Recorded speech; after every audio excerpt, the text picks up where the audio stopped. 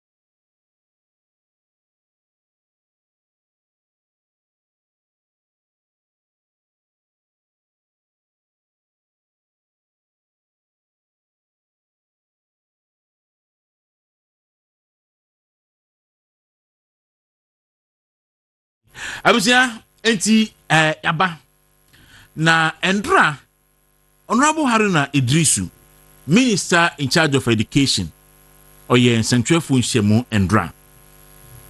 Now we are told say Central Funshemu oye no, or say or the educational reforms ba. Na yam kwetiri bebre efi Rollins Breso. Obiya ba na also the educational reforms ba. Enti mu bekaya ebiri bi atwa mu na ye carpentry shop middle school ho ba no na carpentry shop ni ade wo ho mo ye yi wo be sesa ye ni say mampani kufo ba ye o de call 4 years bi kira say 4 years no na eboa because wo hwa enkola no ko school no obiya ka kira say edu 3 years at senior high school ni junior high school na enya no kre enuru enti ade na koso a mampani kufo be so sa na tie de enfa nko 4 years na 4 years no ebetumi aboa and this ba ban mu ape isa sa mampani kufo na de ba yinti ena ombetwam ebeyi 4 years ni fi o sa de ba 2.5 years ayi hu a ye ka say 3 years which enye 3 years no omo san e de ba ho eno achi na kufo ado ba yi ena omo ye say be san ye educational reforms enti ya tututu niema ama enemeka say ye the STEM education abeka ho ene okọ senior high school a utimi echusi even o start to career path no ho enti bi wit robotics ne ho ahwan nyina na eni ho no ene akufo ado e de aba we STEM schools why say ani nyina obibia kire say Ghana ehumasua no e fa ne ntoma pefra eja fofia ntoata na yedware na bamu MPP afi aban mu NDC aba omama hint say omo beye educational reforms no ba be yi yenim say anhwe yi a yese nia na akufo ado eni Dr. Duchumnum start ye nyina no ne nyina ebegi agu ye besan ase no ne asan ko edadam na enema ebegi agu isi one time eti da ban ena political party bi especially MPP abaiba no the policy papa ba no bia di hu adanse se eboa NDC for bombe to aso mo kai se na akufo ado ena di free education ebae na odi free education bae no na free education no ne ka ne se aban se obema school for na aduane edi enti omo ekọ boarding school ni de aban mo aduane empemiensa da kurubia owie for the first time aban emma day students aduane and so once a day na ye call secondary school a ne ya ye tua school fees kura no edu ba bia na aduane die ayeden me kai enafofo bi omokoto ahweniwa bi dark ni bi ni mutum no eda mbenu gari and beans no no mo hye because o say emo aya na emo awum nti se omo di omani kan kotena ho muntimi ni tie se omo share dark no okwana emo obi nsini mu a andi wa hu a enye tan no modi ni sa na na akufo ado aban ne bae no edu baby no na feed no challenge e wo ho because buffer stock suppliers no edu baby a no mo se de omo ka and all that na policy a etimi e cover nipa dodo sa na aban spend sika sa no. You should be on the lookout. Say such policies no set ye bia no enya den a wantwi kakra ebeba ho. Enti eya na nkrofo kasa anya aduane a yede ma ye ne nye aduane a yede ma school for nye aduane a yede ma school for nye ama e ka chom say munya botre na enye obia pe menyini se kufo ado ana aba womia ana Dr. Duchum omo pe ne say ye wedi aduane a ebia substandard ebe man kwara de akọ school ehwa na irajo mahama na wate ahwem na onam ai school aduane e de ma secondary school fu no ne kraman crowd otiti wo fie no onfa se aduane no e ma kraman ni ehwa na okujeto ablakwa no so wate ahwem ai afedi ese de aye no ohwe suku aduane e fekura de ose akufo ado ne ba omi omutirimu odinti aduane bi a I spy ena makofa ena makodi akoche ama school for no se school for no ni no mumu omu a obete no ne yese efe de school for aduane a esei ne yaheda soma nipa ne yakotwa afoni bi ena omunya headmasters no esopoto because men ka so omunyina headmasters ni bi wo hono mo a omu ne omu bezafo any matrons for chrono. Free education by no I centralize food distribution no chrono and now the school no ebo eti omo musika so monkoto aduane a na omo wie sika no omo musika so monkoto aduane a na omo wie sika no na owura mahama okogina baabi ai be to aba no oba odisika no be ma schools no na makwa ma sama adwom na makoto nkokɔ ene mponche na mo de akwakɔ no aduane e de ama school for no ese owura mahama onipa akufo adu no de ne policy baaye no a your friend free education no a wono anim said their policy no etie na o start say o implement no o say sika me de be ma schools no me de kakra be mo de beto perishables e ka perishables a e say tomatoes no mu je ne meko ni sane manema no na ene enamaka fresh ayi no na bibi a de bet say e mo gari ni ayi ni de yama buffer stock for a supply Mampani Mahama said there be on the bar or the scanner shared master for him na omaka could this adwuma no ye kai bi omantie in fact me kai because that one there I was personally involved our Ghana's senior high school matron no na ohia matron no was store tafo achem tafo enti ohia free education aduane no wokofo dua na de good taxi mu na de akogu ni store mu wotafo na oton scandi eba said then na regional education director kra na wonim hu bi enti ade no kra ban na tode aba no wo mu wia edikofie ebi wia kom store mu ebi wia ekofie koreko no adi enti ya mahama the campaign promise na because of that na beza for the headmasters for ni bi ensu adwen ye omo say ye nima ba mo awia nti na ndi omo tigu mu na say and the free education for yem politu omo adwen and the aduane wo hokura no aye nu aduane menkola ni na ya sheda aye e fe ne sen garito na ye de aba na ye twa ne social media so nyina awofo mehwe aduane mo madie o ho na headmaster afre a PTA meeting mo fasika ma mo aban no on fa aduane bi amai mo be mo ma enya aduane ni na ndi awofo edi atem na awofo di atem na awofo di atem sa enna NDC ba ban mu Ashanti obetime this screenshot ni bi a chat for and some area Mahama ka opposition enti yes ano na efu a ebini ose Mahama promises to hand over feeding of SHS students to school heads enti we no na just over date no 25th November 2020 sabre ne ye crucial election mu and na twatwa so a be see even last election year ye buy enti we say 17 April 2024 feeding grants will be paid directly to school heads in my next government. Mahama promises. Enti we ni promises are Ira John Dramani Mahama na onamo a oye by bako ensuso eniem. Ti we usha October 2023 or say allow headmasters to procure food staff for their students. Mahama support child's demand. And na ensuso etuatu aso e de ekoye. Na afedie Mahama ba ban mu. Asante me da se.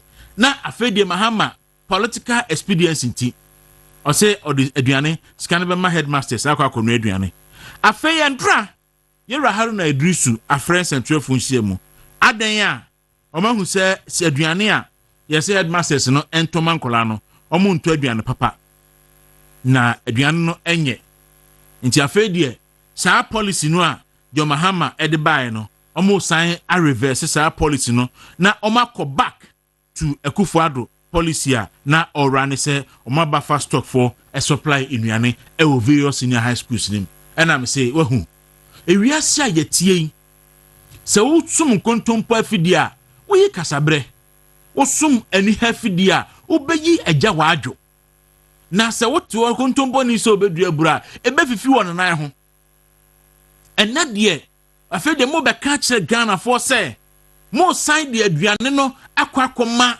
buffer stock for a supply nuane.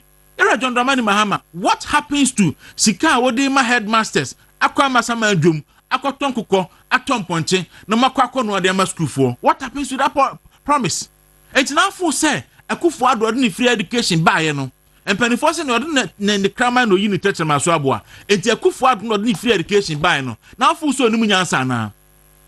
Ana for political experience why politics awie Ghana for to aba ma wawie nti afei de o san ada na ho dua broni na wasan aba be Akufo-Addo de na ana is it the case say what the percent what the free school distribution contract no edema party for supply nnuane na said the year to say much that say mo the school feeding contract no say aduane aye supply ma ba stock no mo de be ma mo party for ama mo party for na supply aduane no enu ti na fe de o reverse o policy na what the year campaign e ma headmasters any of my assistants for any bears for any matron for e boaye e polu free education kola no na mo polu awofo adwene e ma awofo adwene yo mo say free education no emfaso bia ni so nti utimi hye awofo bia na Akufo-Addo e bo no ba ho ka 1,500 to 2,000 cedis a term.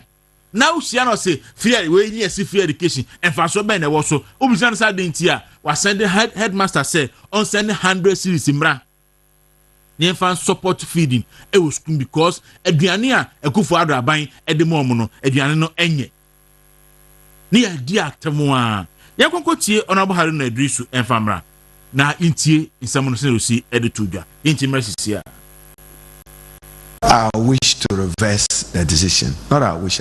In fact, we decentralized. And as I became minister working with Director General and Free Senior High School, from December till yesterday, we have sent the money directly for them to do the procurement. We've so far 500 to 600 million have been released to them. At least I know 203 million, 208 million, another 100 million released to them. But we are not satisfied with the quantity and the quality of food. That is why we are re-engaging and we are repositioning to share in doing it. We are still at the consultative level, and where appropriate to reverse it, we will reverse it. Thank you. Ghana Education Service, together with Charles, it was a pledge in the NDC manifesto to get this back to headmasters, bursars, and others to do it in order to keep the local economy going. But it appears that at many levels, the quantities and quality of the food is just not good enough. Government is considering a reversal of the policy, but at least for perishables and others up to 40% of that provision will still be provided by the Conference of Heads of Assistant Secondary School, whilst we get a rule for the Ghana buffer stock and then the Ghana Commodity Exchange to deal with grains and others. But for the present, what is important is timely, quality delivery. One evening, I had to, I'm not necessarily a WhatsApp person, so the president had to ask me for my WhatsApp, so I'm now on WhatsApp. So I went getting some WhatsApp to receive a poor quality gari and palm nut served by a school. That is not acceptable.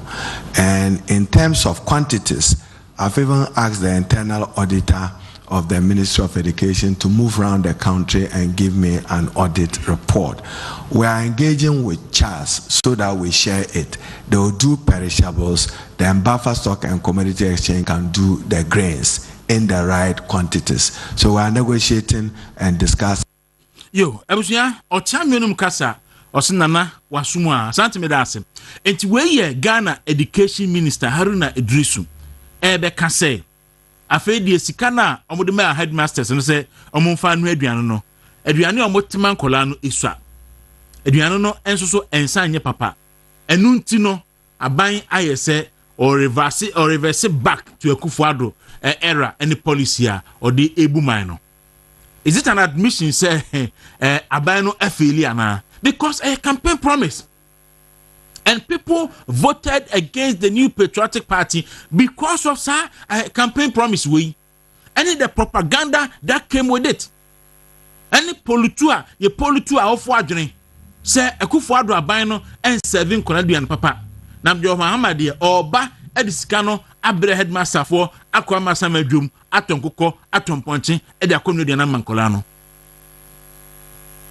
ene na asesa ya to mrade ene na enyuma mbo no o se ya to ya mato mrade amene ya yenya tumi ya to mrade me de nya tumi ya to emrade ematumi akodi ndc fonsem na womo so a ebeka asem ne bia Ghana fo hu se ne nema kɔ ne nya no ya shoma frumu ma nti na so fo nkasa biem ene civil society fo enkasa ene enuanom central fo a da bia ne yedi akufo ado atem ne yedi abatem me say ya free education hu documentary a kokomlem na BBC fo ye no enya asem ketwa o every bia etinu kra de ye ne yedi minister no atemwa na minister na ba abonti ne wo su ene kwasi kwachen a wo kasama hero kan Japan yi monkonko bisa no free education hu asem Rado Mahama say ne kraman po any free education aduane ene nyina oka na ose Akufo-Addo na ye because Akufo-Addo a centralized food supply and na onfesika no emma headmaster for ento nkokɔ ento nwan fa mankola no ne ye tete ne say NDC fo ababan mu na omadwen ne say omo supply buffer stock nnuane no na omo pekwan atwa contract nim na sabri ya sa contract atwa mu omo the contract no ebe ma omo party fo na omo party fo akọ supply buffer stock nnuane did we go or we come obi brofo anopai yomdwumadi ena me dia bro God na sarebedi akon atena se bebema na kwaba na fiya bawura nsem no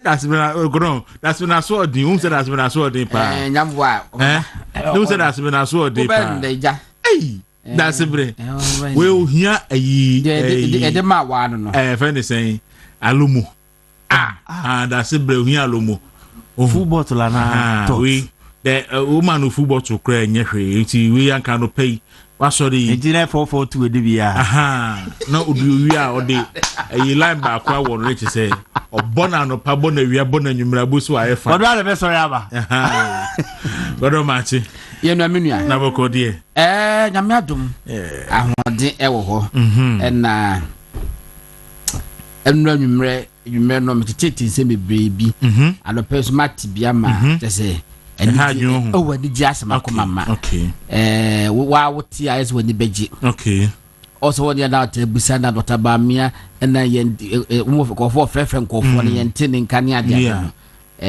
and nipa bi ba me ha 2 weeks ago in fact that virtually in tears how mo pass o monte Dr. Bamia enka and and I do be 10:30 ibi mu frame ka chem say o mateninka okay yes yeah it be omenya miss call omunya through call what I say yeah wo ningo pram area ho ene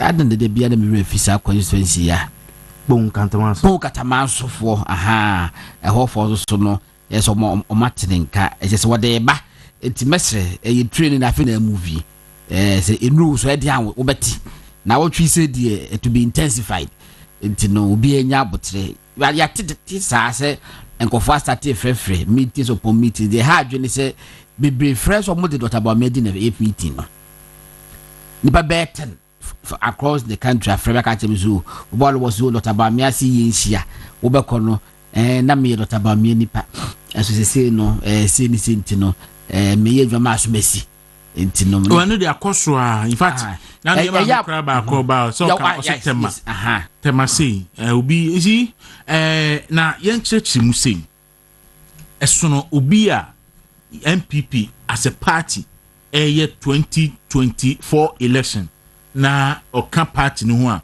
o ye campaign and yesuno obi a before the year primaries no na what Dr. Bawumia team mu two different things yes e betimi aba say me support Bawumia e bia na me support Dr. Kutefri but ye wie primaries no but say Dr. Kutefri we wini internet ye nyina aba back as MPP na ye be ye adwuma ma the flag bearer Dr. Bawumia nti e bia me wa ya so central and am ye say adwuma ne boa and ye wie no se me san fra who say me support different person and no just me fi Dr. Bawumia chi I've never been for Dr. Bawumia in terms of internal elections but and the people should understand it from that point you have to go on board abra you know because you to abana say Dr. Kutefri wini ya the expectation will be that Dr. Bawumia Nkrofo no be Nkrofo be back abe rally around the nipa no and who say obi enka say na we agya Bawumia ho na okwase no omo a eko baby no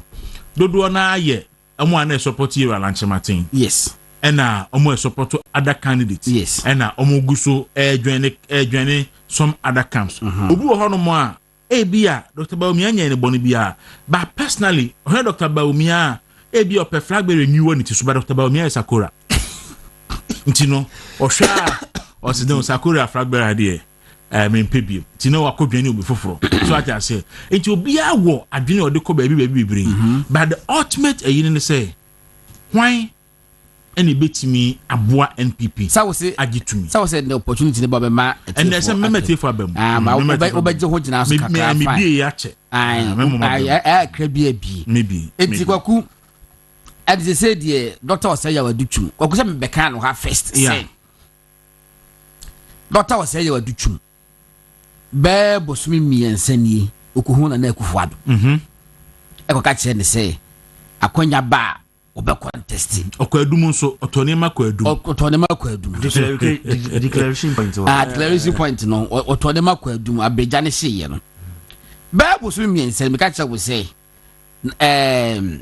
arabu kire dia compare ko Japan enso ekona na ekufuado ho ekoka kire ne say akonya ba obesa contest that same period no so honorable Dr. Brian Champon esu kwere na Akufo-Addo ko ka kire no na ebi mu ka say aden na mu ko na Akufo-Addo ho no na Akufo-Addo anka nche mu say or da so support Dr. Bawumia enti mo contest me se kana na Akufo-Addo yes am ke be ha me enka medin ho yawo because he say no oba be statement e wo party no enti so bia be in fact omo be national chairman e be general secretary e be national organizer no it is expected say wo be president Akufo ho na wo ka kire no no wakọ na Akufo-Addo ho na wo ka kire ne say me pese me be di party na nim ti me ho be kire man sana wo tie si abonten ye Ghana fo a ebuo ewo ye nimu a ye tradition ne ye culture ne demand sa ne ma no eye se wo ye sa ne ma no etimeti mekan eti Dr. Aduchum de no na kwakwa a matter of when ya obetime a declare and be busumi no declare na ese ko fo bonija was actually added to hall but enrado 30 minutes post no yes and enrado watimi ade esi agopramano so say at the football season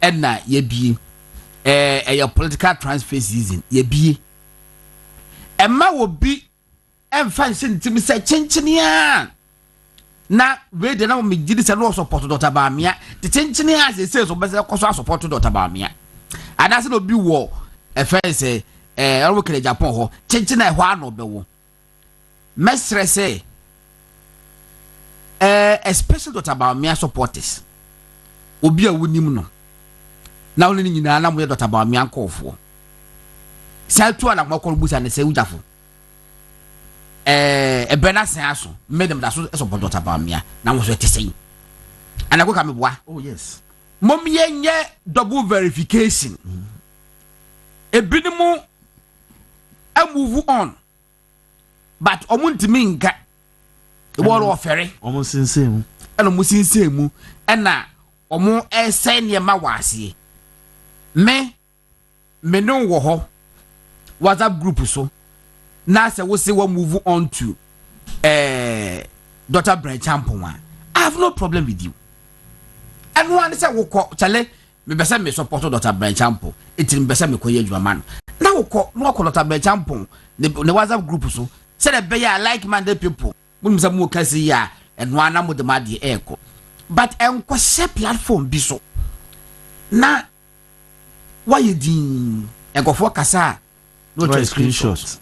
Go kasa no screenshot hono ma na ba ko ba beta kra wujim devil's advocate obe try kito bi ato so na emotions na ba na we atwo wo to nyina no screenshot na live o twa screenshot na paneko o twa screenshot na party a live coverage and what that WhatsApp group drop the mic it's no mesre season we no ye make so ye be wie no ye nyina ya busu ya ba ko enti se mema ka asembi na ebia fa wo candidate no na se nye wo da na wo control screenshot na de kwa femetias ye me wa ha na akosa fe wo shanko foro ka wuntime ntia wo bia ye wi abato na ba ko image as victorious at said Dr. Bamia be wili ya wo beta ba me ho ye nhwe ni yi etibwa ku de meka say ye nye 2-time verification What onim? Ewo personal ayizo. Wonim. Yes, me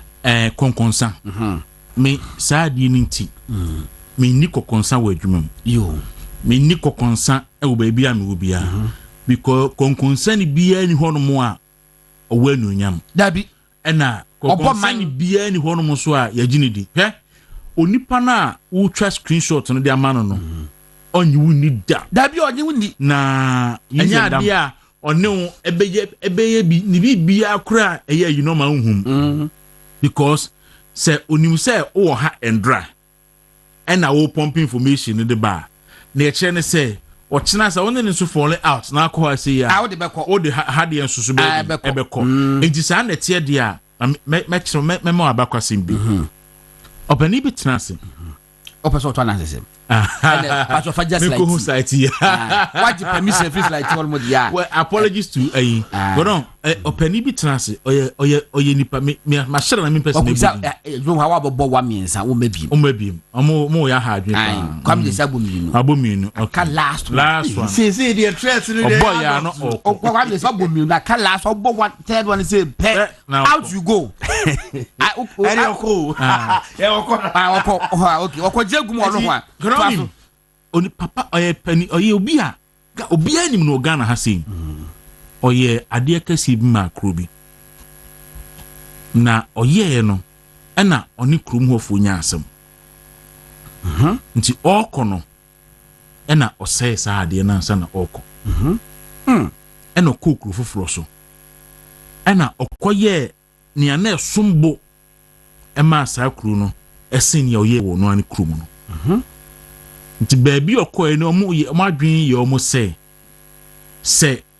omo anyina mfiri ho a daachi na bubefu bia no na waya ma omo so obese no okay nti omo yi ni firi ho oh because of the waye ba kwansa na obentia no mo nyini ni omo nyini ni na masheda na mekud ni si eye story a Ghana for be bi nim ni nti no all that I want to say ni say ene oro wo di kokonsa ne wo twa screenshot no de kwa kai hunu say WhatsApp group na wo so wo twa screenshot no koso no ye be sa create ba ko biem wachi no ye fa wonka ho ananka because that bia no onso be transport enema de akọ nti wo bi ahwe ho yi na WhatsApp group de ehu Kwaku ba ko bi ene ya wada yes kawede ka ba ko bi na me nkofo bi group bi omo wo so ene na nkofo send explicit messages almost we main platform ye dey say the sa explicit messages we no yenye wa ha enti se open explicit messages omo bi another WhatsApp platform maybe another chapter say wa opa obitima join na we na asofo ne penifo counselors ne that be bebre wo so ti no ese go for friends ale man be ba so okuna page ese mu nipa wo so me be 42 second page mu bi no so 42 na obia wo interest ebi ko say he for the back eti ba ko di o so obusa the house be pay there wo so obebo just obi aba e so ke so obi aba na kwai wo se dabi na so monitor was it is bad to be alone eti waka holo I see eti kokon sad na hwe ebo man eti mi di awu na den what I say man kofo anya kofo mu timuka yeah ema ohia ne se pa na bibis wo nyatwa ko betimi ato abere agege nsam ne baaye no ena da krubi ye so nyimu a ye fire pa na ge ena obi frɛ radio so no say se wo bi adwuma na nipa 1000 wo mu a wo betimi afa ge for 500 na ni o ma ye adwuma no be cost pepepe na wo bi adwuma nipa 1000 na nya kokonsa ni ba akope wo mu obegu adwuma ni nyina enti se ge ye chen kokonsa no person o chen say gay no essay is individual ni pedua na kokonsa ni ba akode ebegu labse adwuma obegu adwuma ni nyina because okoka koka ho na otie na koka beka na de kogodon ho yes no the way I say insect or pollination cross pollination ejube ho no no wawie wo bia no akani petra bu mu a na ba ko bi fe ni kani akaba akwa be hwa bo fili wo busa question bi earlier say the akoso no eye top down approach or bottom up approach I'm saying crofo story American crofo ebobo dibi di na mbobolo nyina efa wo nya hwe Kwaku say top down approach and now bottom up approach no for me the almost ombeye no it is we can none of the above enye top down approach and enye bottom up approach okay enye misgrade misgrade omo ka say 6th December omo beye polling station elections omanga which means ombeye no awie enya register and sign a kwakoye flag bearer. How can you say a top down approach? Because a friend say police station for the started the year year no 6 December no not just I started from down no and sana yakosoro asabasi Kwaku adeba kon ma say I say register question yes will be at as any say one more ka say say ye woda ye besi dan na ye roof dan na abra ye nsi structure ni nsi ho no it is neither here nor there enye ade a me can say wrong what I mean fan is wrong because at every point in time MPP as a corporate institution no em collapse vacancy bia vacuum bia ma baby enna yaka say okay ye wie bibia structure nyina collapse yensa etabubu agu yensa starting free asem to foundation mra enkolent level ansan yakwa koduru so yenya de saa no can say current executives almost 4-year mandate. On mandate naso. No. On mandate in swing.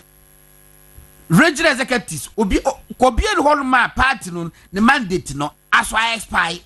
And so within that time frame no, Adebia also put me here as executives no, they are mandated to do it. Etibo being can say a top down approach. Now Bachoka say top down approach says say omuko to abandon by 31st na you need national chairman na. You need constituency chairman na. Onim me hu say enkrofo maminka semwe and meka na say this here. Okay. I will call out Honorable Boache Jako. And obi otie me bia nim say efidie so. Honorable Boache Jako you bia ma bona baso pa so many years because ania o si e conducting huntia. But ma kinkan bibi wo internet no so a all can say bottom top apples the national council decision no a total nonsense. Okay. And if indeed Boache Jako cancer as reported somewhere can there, then I think say so apologizes to the whole party. Because obi to say Boache Jako aminimu no on kasabasa and the National Council of the party it take decision the second highest decision making body of the party. You can agree or disagree, but to say the decision is total nonsense there. I think Honorable Boache Jako got it wrong this time and then said or apologized to the whole party for insulting the party in that manner. And me who said Dr. China so granted interview say Crawford can say ubia and kasentia say enye no kre. Look, say asemba na say party ni could take decision a collective decision of the party. Okwa no say oka in against and also oka in support no, it doesn't matter. And nunti na brea Dr. Mahmoud Bawumia and Crawford bisa ne say now won support to e-levy. Now won support that exchange program. Adentina wa meka abontin say me Mahmoud Bawumia mean support to e-levy. No say all meka because a collective decision of the government. Say or the proposal ba say yanya Ghana card, yanya mobile money interoperability. Na say no abani jutum na oye na eye year.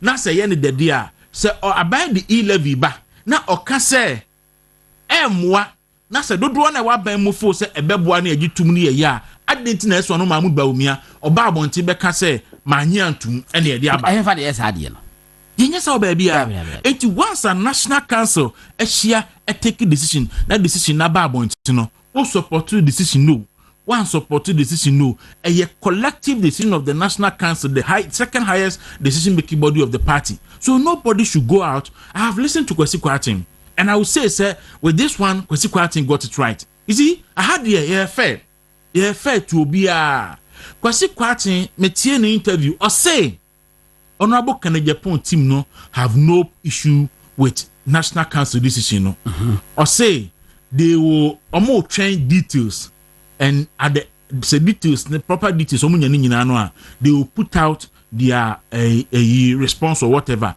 but as it has come out now no they don't have any issue with the national council decision.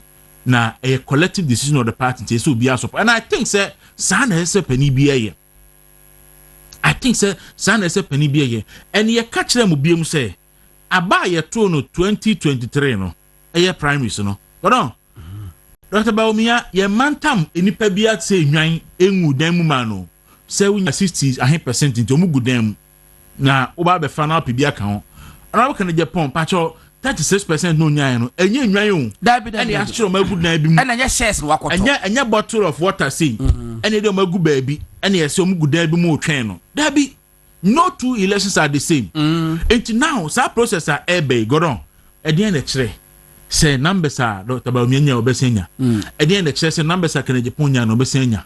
And even there are new entrants on why they enter race. Yes. What a changing dynamics of the whole election. But on our kind, and ye be polling station for. In fact, I don't even know say be electoral coordinators now, because electoral coordinators no na a one per electoral area. And some the 4 can 5. And now the polling station so cost 7. Yes. So maybe they will increase, they will to increase the numbers. Yes.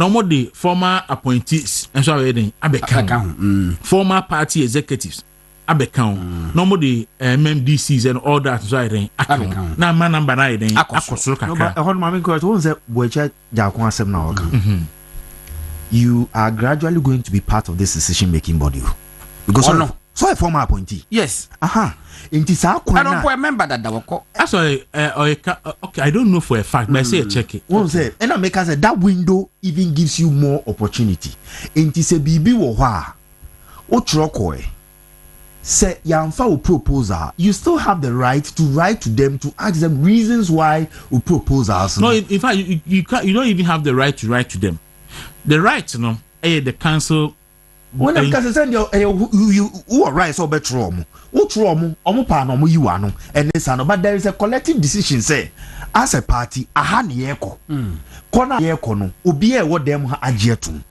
tie no individual person or contest can challenge this decision. You can't challenge it. Eye party ni mu nyina say ye koha. Just that me my dream them say a party na take a decision. But se obi e wo dissenting views. Obi wo adwen BS what says was say no party ni nya adwen a. Me I think so betimi aka. Nebum say na obesi aka no. And you say write to them. Oh, that boat chokwa enkosi agam. Eye casting stone. Asa. Esi. But na make still wait to disagree. Aka say me bomu de minya ya. Enka me enye ni se wobeti maka ne sa. But yensusu entry the time to impugn on the integrity of the whole neck and the National Council no. Ye na me mesre say ka wo dia de kwanke gitu mu a. I'm also appealing to Dr. Bawumia, who said in inner house for the B. So when you are Gina, top down. There's nothing called top down. This procedure, National Council, that one, there's nothing top down. Top down. Top down, be anywhere. Na munya is a moya sana, ye hangi around Bawumia. Just fa newspapers be good table, and I pay the hawk. Ashanti the hawk newspaper no why. Udo betimi dey aso be me dey ayi video bi so ama okay the whole me Ashanti kwamre Japan okay o chechiri mu obetimi dey atoso o me dey no me can offer the hawk into so okay. There's a headline here make sir so try propagating this top down trying to create the impression be say yes I dey we dey favor Dr. Bawumia because usuro election na obekoninti enti endra me hu videos bi na nkrofo kasi look we enya top down. National Council say obetu polling station or two polling station we are obeja akoto flag bearer owie flag bearer na obesa aba beto hwe the hawk the obokratani panic Bawumia camp stress party rules to block Ken.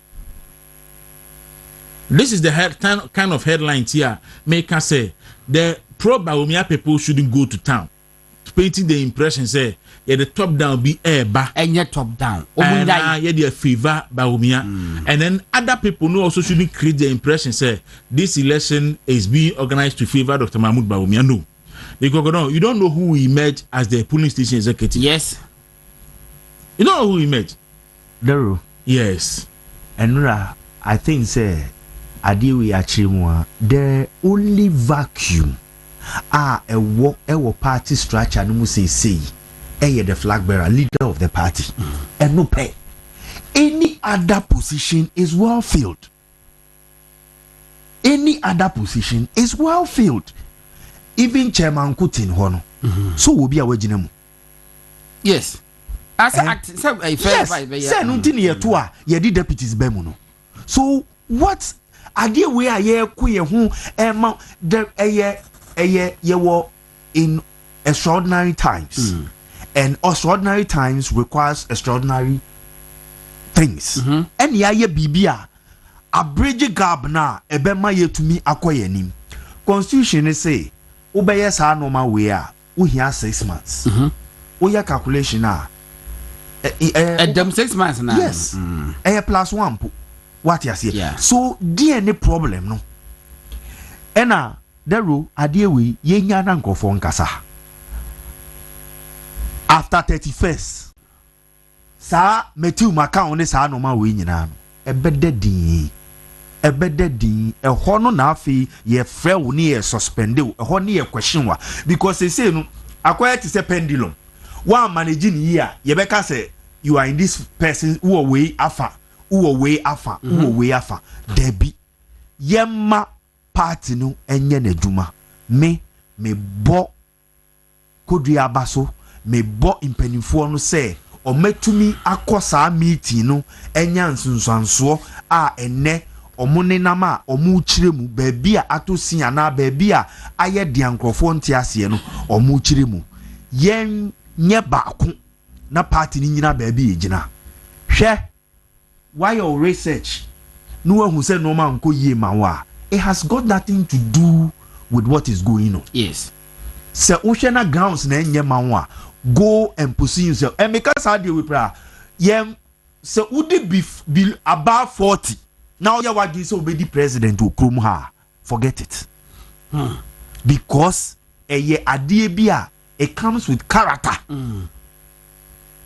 policies honesty as one now to say more kano say wakoye hu motro mojo and now on nam ha chira on nam ha divide and rule say uni that personality na obi abeka say clean and clear no na odi kakashi any gidigidi enye adwuma. Governance is about unity, is about numbers, but quality numbers. Isi met ai oka ayi me ho message bi we say but ayi nura se Kwaku ye ready a na makan o kan ni obetime tie dia we nura ye ayi Ghana nti okay and na obi the message we buy na afre na mahu okay tifa chen was say I always like Kwaku's submission with full wisdom. Watching honey who was watching his chamber and whole head. Oh, well articulated. Kuka, oh, you good. Now, what describe this chamber and home. It's all clear the crow. Minimal the crow. That was all. Okay, third one. Was watching his chamber and whole head. And as lawyers might be born about so no person on me check. It's Kwaku. Jawo kan me no yadwe say enye top down approach. A misgrade. Yes. And na wo mo kasa say new modern bano. E be favor Dr. Baumia. Omunchechi ma de ko te be favor Dr. Baumia. Omunchechi ma yen. Omu educate yen. No mo kye yase. And na senka said ye si to aba o party pepe no so ke ye maintain no so a ke be favor hwan. Because musi asesa na be favor obi dia it means ka musi maintain na ka musi be favor mo me se dan tiase ba bia o man ewiase aduru no enema sakrai abba bebre enti we enye ade a e wo se Kwaku say ni to ma ya afatum Comedy Japan dear no. Me see Comedy Japan a tro or your proposals miensa at the call MPP and penny for her. Na mensana or the call no. The second proposal and what this request in the bar say enka MPP for MA sorry mama yanto a first but I mean reading the memo no. Was saying first one formation of constituency caucuses. It is proposed that the party establishes in each of the 276 constituencies a caucus comprising all current and past office holders of the party in the constituency. Specifically, this caucus shall include members of parliament, DCEs, MCEs, constituency executives, electoral area coordinators, polling station executives, patrons, elders. This proposal represents a limited enlargement of the electoral college, ensuring broader consultation and representation in key decision-making processes. I want to say, we know, what is a omajibiatum into a improvement. Obi cross sending me a year say on a watch can proposals or the core council. Omuji, a maji being struck to my carry recommendation a call for a constitutional amendment for national conference approval. Yes, okay.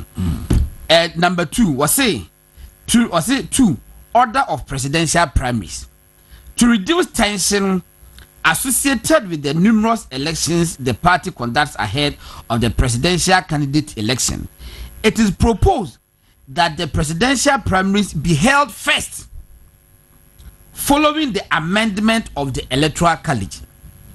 Following the amendment of the Electoral College. And come across what Alisa would tell you, say, Electoral College no be amended no. Bium kakra 6 December 2025. Was said this approach aligns with Article 13(1) of the party's current constitution and promotes a more logical and less contentious electoral timeline. Ura engineer Kobeje Japan. Ni proposal de ko yemi. Eti aden en conform fa hange engineer Kobeje Japan say and they want to be favor no because one also support us ade no. Ashanti Pacho, ma yemo Kobeje Japan video no na just about 5 minutes. Yes. Yemo ni hadi. I think point two is that I think that after we've been able to achieve the expansion, then we should hold the presidential primary first. First, in terms before any other elections. One, because at the end of the day, right now, the so-called money bag want to influence everything. So whether it's a polling station election, it's a constituency election, electoral area election, a regional election, you end up having this chairman, he supports candidate A, this chairman supports candidate B, and I think that we can remove that. We can remove that by having the presidential election first. Presidential election first. What does your constitution say? The constitution, in fact, this conforms to the constitution. The constitution leaves the date and the timing of it to the National Council and gives it a certain limitation. Now, when you're in opposition, it should happen not later than 2 years. 2 years. So it can come. You can even do it now. You can do it in 3 years before or even 4 years. You can do it now. But how soon do you think that should be done? I think we should start first with the expansion. Okay. That will energize the base. The people will know that this is a new MPP. Tell them that they are all involved. That's right. Everybody is involved. And then we start educating them and speaking to them on the values and the virtues and the principles that really anchored the formation of this political tradition. That is about what I call the triple S. It's about service to society. It's about sacrifice. It's about being selfless. That is what politics is about. People think it's the quickest route to wealth and riches and fame. And I believe that maybe 1 or 2 bad examples on both sides of the political divide. So every young man wants to aspire to be those people. I've always encouraged young people, build a career for yourself. I was a civil engineer, worked at Ghana Highway Authority for a significant period before setting up my own private consultancy. Built my own house from my sweat as an engineering consultant. That is where I still live. It is no embarrassment to say that in all my 40 years I've built only 2 houses and I have a few plots of land. That is fine. You don't need to rack up your real estate because you are press secretary to the president. I was press secretary to President Kufuor for almost 6 years. That didn't add up to my real estate. So, so I think the mindset change is important. So if you have to recalibrate our thoughts, how we view public service should mean exactly that, service to the public, not to ourselves. If you had your way, you could have a flag bearer by, say, January next year. You don't mind? I think we should do it by December this year. By December this year. Then you have the top, the flag bearer, but there will be no base because there are times. Who says there will be no base? We have expanded the base first.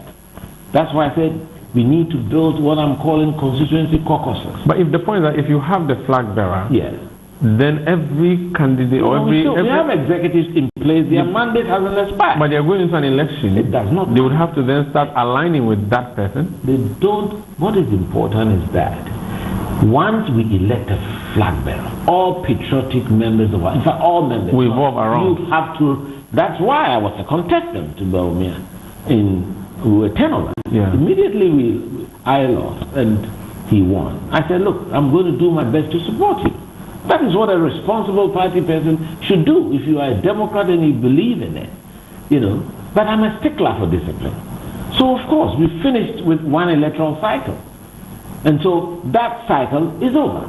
We are now preparing a new cycle, you know. And that's why I think all of us have to be honest with ourselves. Based on your constitution, flag bearers after elections become functus officials. Is that what official? Sort of, yes. So the leadership now reverts to the national executive. That's the most important, you know. So there's a vacuum for flag bearership, but you have national leadership. That is what the situation now. Yeah. So in your view, national leaders are not going to be on the ballot. So get someone to quickly come and replace the old person who you had there. That's your plan. And it should be done as quickly as possible. Yes. Third point. Yes. What's your third point? Third point. Reviving the party. Of course, there's also part of it because we have the. What's your? And that's why I think all of us have to be honest with ourselves. Based on your constitution, flag bearers after elections become functus officials. Is that what official? Sort of, yes. So the leadership now reverts to the national executive. That's the most important, you know. So there's a vacuum for flag bearership, but you have national leadership. That is what the situation now. Yeah. So in your view, national leaders are not going to be on the ballot. So get someone to quickly come and replace the old person who you had there. That's your plan. And it should be done as quickly as possible. Yes. Third point. Yes. What's your third point? Third point. Reviving the party. Of course, there's also part of it because we have this super delegates where only 900 people who cut down the numbers to 5 because of what happened with the 17, you know, which I was the youngest at the time in 2007. I think it happened once.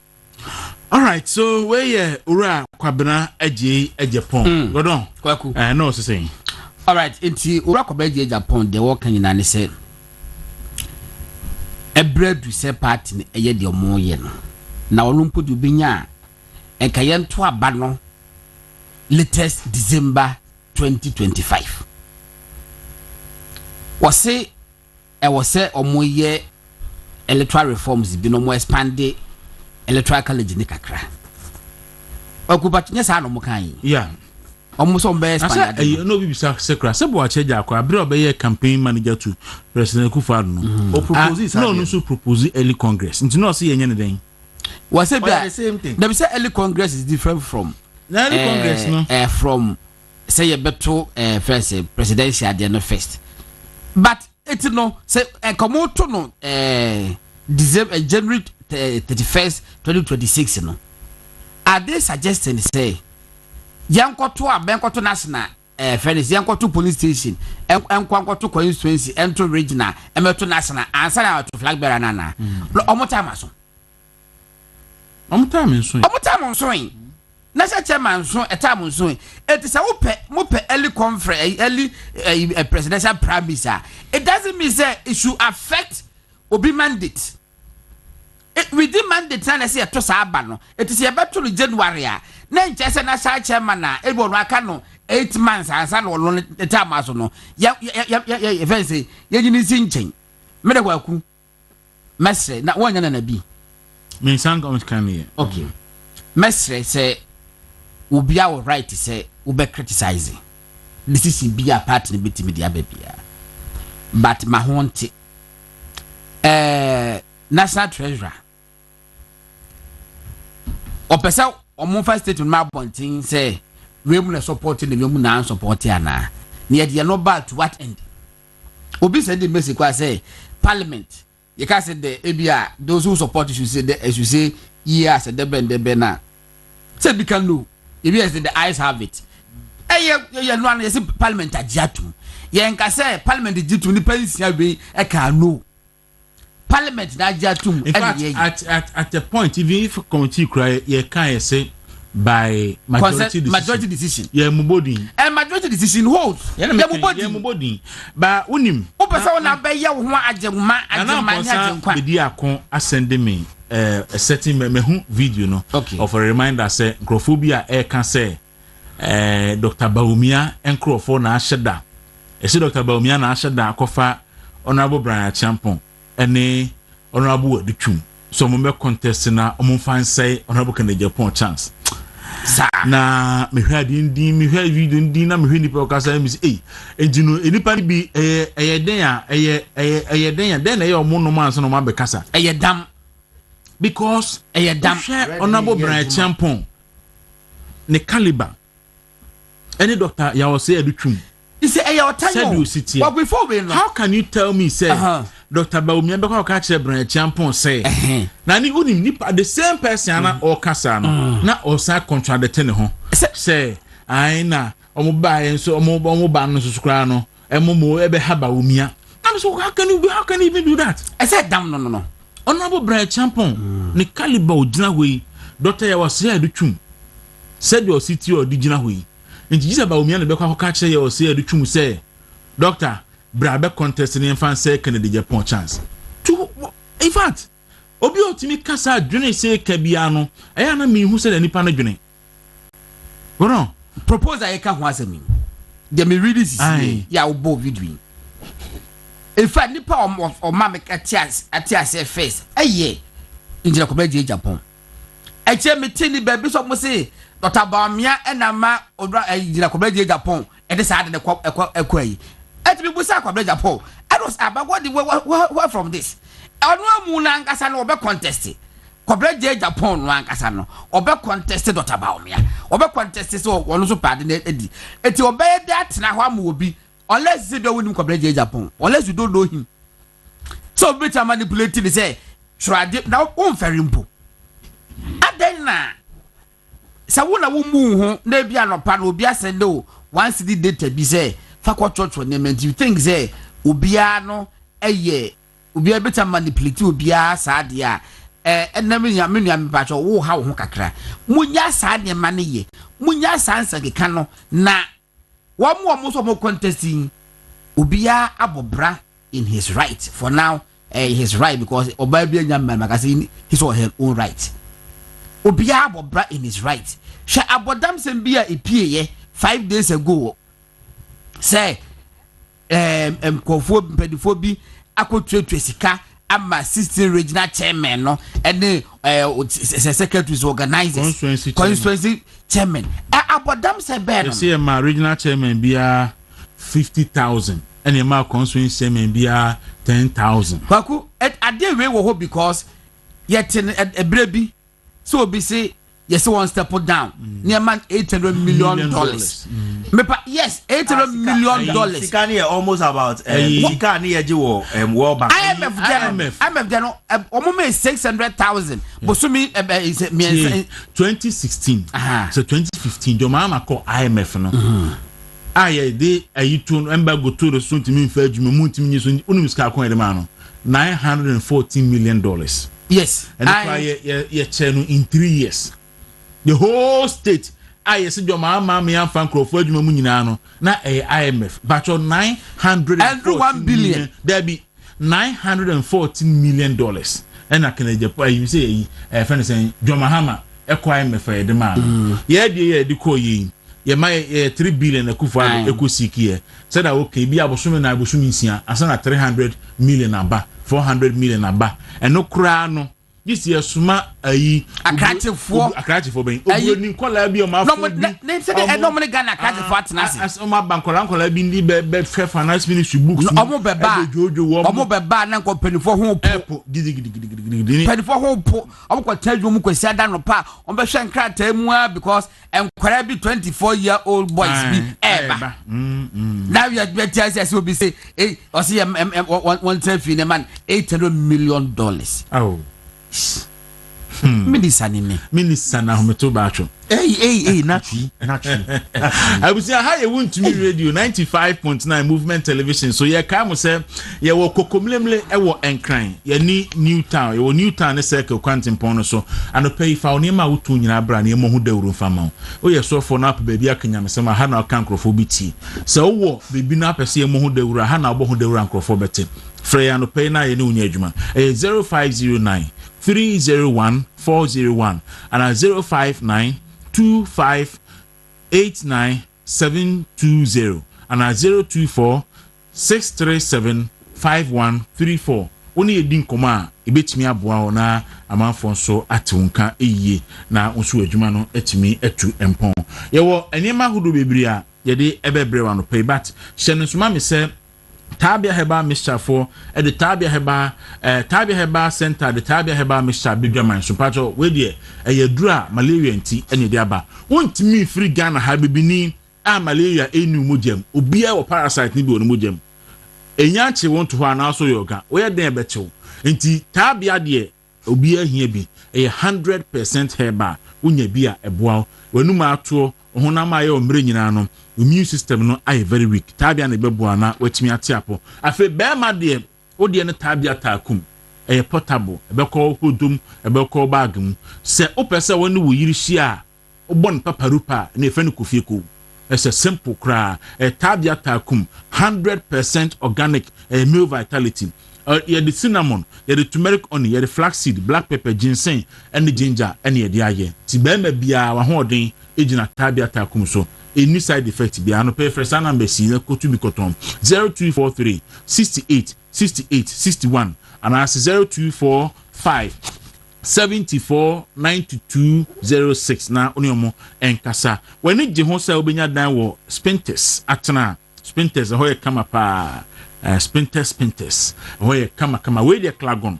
na clagon a himfi na chi obi AC 3-story building na onwie ada wo mu pa first floor no see a 6-bedroom apartment and a room and a ground floor no or single room self-contained and a 2-bedroom apartment na so atwa so o sa wasase be 4 plot importem ho no ma or 20 misro so wa bruchiru wo gano and one so after 024 668 35 97 024 668 na oniomo edi enkomoti gono eni koka aseme nyina ne se NPP mpanifo akwakohia omako take the best decision in the interest of the party and the decision no ene say party no niema ewom eni akasakasa ewom eni atemdidi ewom eni enimguase ayegum mpanifo bi ne ese nyina no omadwini mu no anytime be a party ni be yili dan tem no eboa hwe NDC 4 yi joma ama 2 years aso na ye ko yi Dr. Bawumia enti before say 9 people be yi Dr. Bawumia no na joma hama eya head of Dr. Mahmoud Bawumia oto 4 times ansa na Bawumia what I say enti no the case say uti opposition na se wunya even se chaos bi be ba kra no a leader ne ba no watimi akobia bomu enuru 3 years e beto abane de obetim da esa adwuma ni nyina wie ansa na party ni be ko election wako enuntina na nkrofo bi kaso aka last primaries no yenye ntem nanso ibinu manti ase no ennene ahwasoma be da hoyi enti munya botre omo mo nsem na so munya botre kire sei wo kai se wo haye ka se adan na Dr. Bawumia en select the running meeting tem Kwaku so kai okoya na kofosi o Nana Akufo-Addo selected Dr. Bawumia in 2008 somewhere August was Salt Pond and I'm saying did victory come ekosi sen my be mu your man say any politics I check any politics am ye cheche nyina victory that how many times no dey say ya na ye no it's a saying abro adwen abro adwen ye dey say ya na ye no say ye ne sa say koyu sanko yu sa na ye be ye no MPP fo Nana Akufo-Addo ntem enya ko din kunumi and I see Nana Akufo-Addo so de no na so lusu a still na no na wo ya ba the de facto friend say leader of the party de facto leader of the party because that time no Alache Martin no way ala ni mu that time no o ya be facto that ba ya dwan amaso no a lightweight let's put it on record yes say Yero Alache Martin you may disagree with him but you and I will know say Honorable Alache Martin na onye destructive of course personally personally Alache Martin wasn't destructive. The problem when people say went me and tell me the crowd within a chin but Alache Martin kasa enye original anu year no an all chances being crowd focus papa say not here Uncle Bia Bedia de say no Akufo-Addo Alache Martin wasn't destructive and obianim menim say no be betime yi tape bi a aranchematin eka asembia etia party no ne Akufo but ni problem no won say na ontimi entemi ni nkrofo nti nkrofo afos and na e ono an the shen nkrofo na chi no mo yi and election defeat ba no osan akọ na osan akọ ba bi atena ebe so anu asan ba okodwe de ho but wait there Dr. Bamia declare o constitute defeat na constitute 8th December kwesiada 9th December ejwada na nkofo aye meeting say you be contest regrouping and this time no you were a very destructive person or race ni mo a kese we de nya ne nkrofo na you ono a move the two double pass I can say ono a na move the two double pass distraction no so I can say and that's the difference between Akufo-Addo and Bawumia any Akufo-Addo alanchematin any Bawumia ni omo maka so this time and see to abantem na omo ebeye se kweka na obia ebantem said de ebeye a party ni betimi a rebuilding and regrouping and then who say nkrofo claim say 50 out of the 88 MP no ewo obiafa say MPs ni nyina asa na Bawumia anya bi kura na over the support of the grassroots oba win primaries say ye call election wie na wo lusu a and then wona wo claim say Akufo-Addo e support o wona wo claim say MPs e support o enra ya na wo say Akufo-Addo support o a eyimusu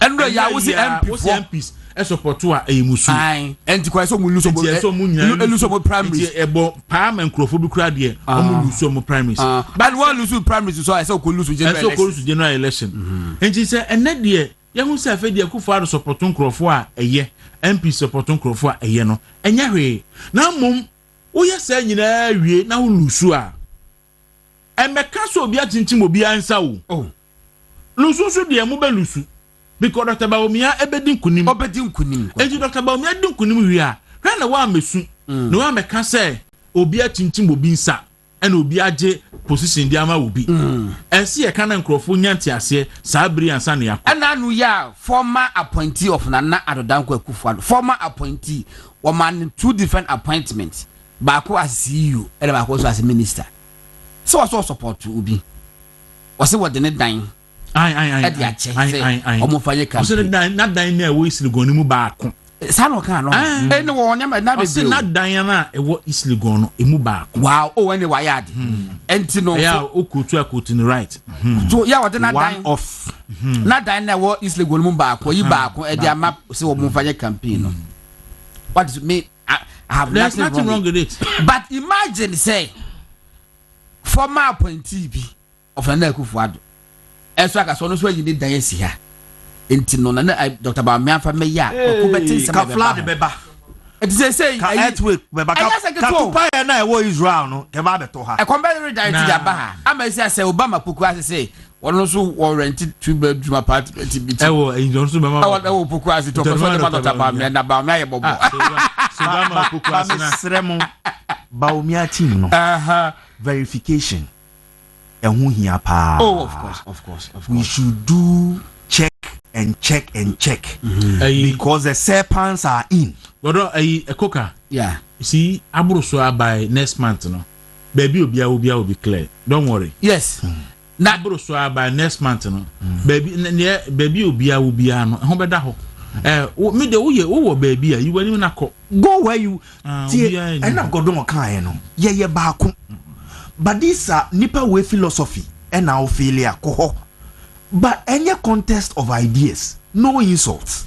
Baby, we feel say uhumbeto. And now nipa kwa obetu. Say na party back. Ko ye we are ni aye regrouping. Yes. Say na party back. Everyone remember me bi me kasa after Ganenti. Na wo busa new we na ba say beto abane say. Ti me cheche mu na.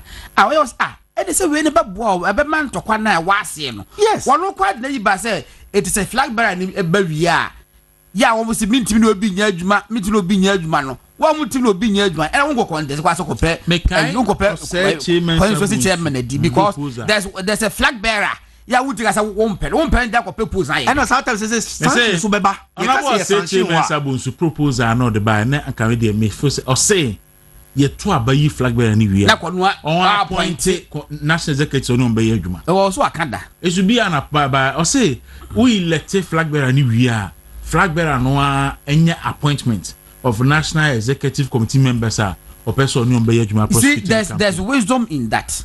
Wisdom when they say flag bearer na it na ban. What is the target? The end game is to have victory. Our general elections. And until how do I win victory? No, I was saying me pinyan kofo a share in my vision. Yeah, philosophy. Philosophy, but philosophy in the party, the philosophy, and the United Deco. And remember, now as soon as see a national chairman was one no support to maintain. Rest the national organizer, one also support to me. How do you expect to be as a flag bearer to function? How do you expect to function? Baby, and a flag bearer instead of campaigning. Now me waste time resolutions. Yes. I said, me ti chroma me ni nkofo di nkomo no. After that, me need the run tawa me resolve. Me we are abresa on nkofo ye adwuma wa montino. Me mo I think say. Titem bia na ntokwa wo honti kwaku. Saa yi no proposal na Robo say chairman at the buy no. Bia it may be too radical, but ekebebwa. Me just say in different form anyway no mwakoye no. At least say the you dot about me 31st January 2026 via. Wow, wo pese wo kwaye kwanso si chairman e wa asotwe. Nessa wo say me dem so me pe Koka as flag bearer. You have no business going to contest because Koka is what the flag bearer. Not about me as a flag bearer, and you must support. Clearly, so about say party no. Yes. Madam Asmodi, me mon trainer. You message be na me nyai, but oyam bom kuru anopai. Ebi anaje say ojo ho anyi. Oyam na ye oya. Obi de ulcer, obi de typhoid fever, obi de ye say emu ye na yankasa, obi de so ye diarrhea. Obi ho no odidi ntimi digest yi nti na fui say ebe ni. Mesro Nature Medics for the Edrubia Berfeno, Gasto Mixture no de Emma wefu emu ada ho na ososo ho atimi ato na Menso Plus eno de eye for ba obu nsa wote yawo oba omensa bu no emayi eba 2 days 3 days na atwa eye se a bia moja ba nim tuntuntum num na ade na nyina ebekọ ama wososo waye oba asema ho ato emema so de prostate na edimu anipa ti be ma bia 40 kono na prostate no e ha adwen tunso hia prostaplast eno so ebebo ama watimi adwen so yi ema prostate no large enye kese sa enduro nyina no food and drugs for ahwem agya tum se eye dodo pa de Repatch Ventures e wo Kanshi Drug Lane na naboache e wo Tema Community 1 na Equus Pharmacy so e wo Ashaman House of Drugs and so La Pass number no e 024 788 024 877 8899 024 877 8899 na oni Nature Medics for entwetwe enkomo na Best Brain Publication semi control sem ene eba ehoma papa eso nya bi ema oba na ne mama ni John books ne ho ne se or the QR code edem enti akora na kan na onte ase a o scan e book no with the phone a etimi ebie link man e de wa kono anya videos ahwe to support na and explain things better to you ebo apa omo wo fit nursery ekosi junior high school ni senior high school enti nursery no any kg no ibit numeracy literacy web creative art phonics fan writing early writing picture reading any coloring na obenya bi wo ho basic school for no modern so ho mathematics science web English language computing chi Ashanti akuapem fante any science workbook maths workbook nyina okwa onsa ebeka bi junior high school for so omo GSS mathematics omo integrated science omo career technology omo social studies any RMG omo science wo basic school friend saying past questions and past questions for senior high school any nyina patcho omo pankro La Posada Hotel nechi e Kumase Madina so Cellular Bookshop e Zongo Junction. My number is 0241 520 946 and 0507 200 na woni wo mo so entwetwe enkomo Exodus semi control say Exodus no or the enduro aba edro mienu ene aduane baako edro ni ye Exodus dandelion capsules ni Exodus moringa capsules e edro a wo benum na amo atiapo moringa timisa yare maako 300 na wo bre mensu mi ni bre aye kwako tete moringa abehohoro ho ablende ayesi ne nyina ha adwen timisro modiana kopese adribi na wonso wanom anopa mienu awia mienu anwumre mienu ujina na so kenken wi a na wape Exodus for you breakfast ni bi eno so ye de moringa yi ene dandulom ya na ye de aye ay breakfast kama ay no so di bi atum sampa ahoni duro ewum ya no yi fefefe me pa cho mo number ay 0544 447 033 054 447 033 na oni omo enkasa home appliances pa nyina de ni fie and high sense o se me bodi ni wani age o se watete so se hwim open refrigerator open chest freezer open air conditioners open home theaters open televisions gas cookers washing machine kettle freeze se bibia microwave ade bia de nyinam kane na eso bia de high sense na wo kwa obenye bi ne boefo papa enyuso nyinam kane akese na efe na utubi nso a wo ahoto so se afebo na enseye owon kraba tawo Ghana fa na ba bia enkranfo Isiligon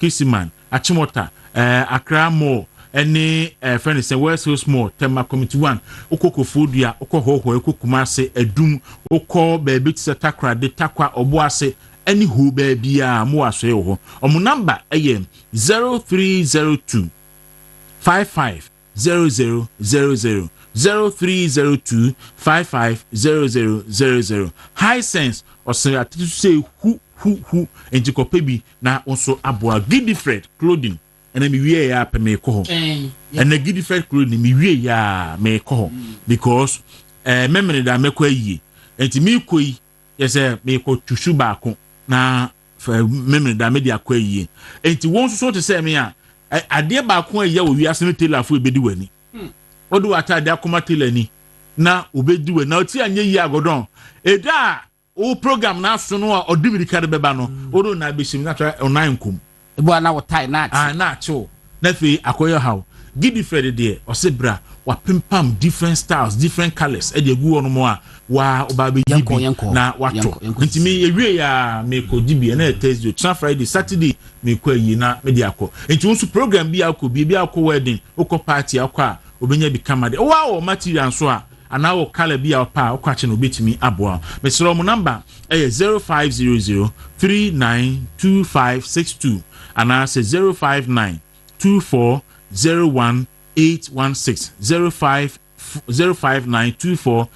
05924018116 na kai say omo wo kokomlemle e wo enkran omo ben Top FM oni omo enkodi enkomo patro Nafa Lady Clean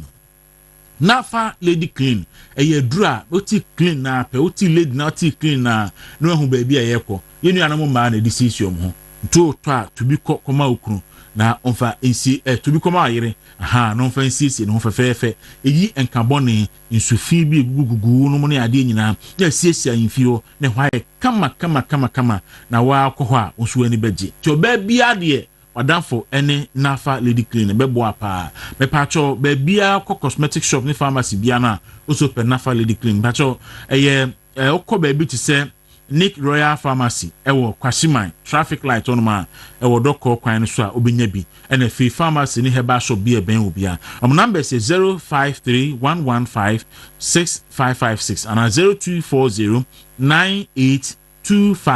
0240982592 na oni omo twetwe nkomo so a na omoso aboa na wahwe ahemfie ho awie no na ese wo hwe oyedie no ani enti eye Alouette fo so na esime nkancho se obabra bema bra enenye mankwa na de omo wedie bo life ene memma so bo life papa ntu kwa pimples any wrinkles so honam na twintwam na honam no aye reke obi honam ase mampam so kwa moa obi so de ne honam na ese tie and dye baby blue baby red say ojo hu anyi obi nso de na nso oben ese nanim se de aye no ohu na ase ye na to adwungum mesro bomodi atum nika ko Alouette fontaine na omumwa ebma already apai say so na mpa onya honam sadi wo sha atade a watimi atwa wa mu oba wa hye me kondo wu ache da bia ka basu kun ase patro kotwa wa mu na Alouette fo na ebeboa omo wo enkran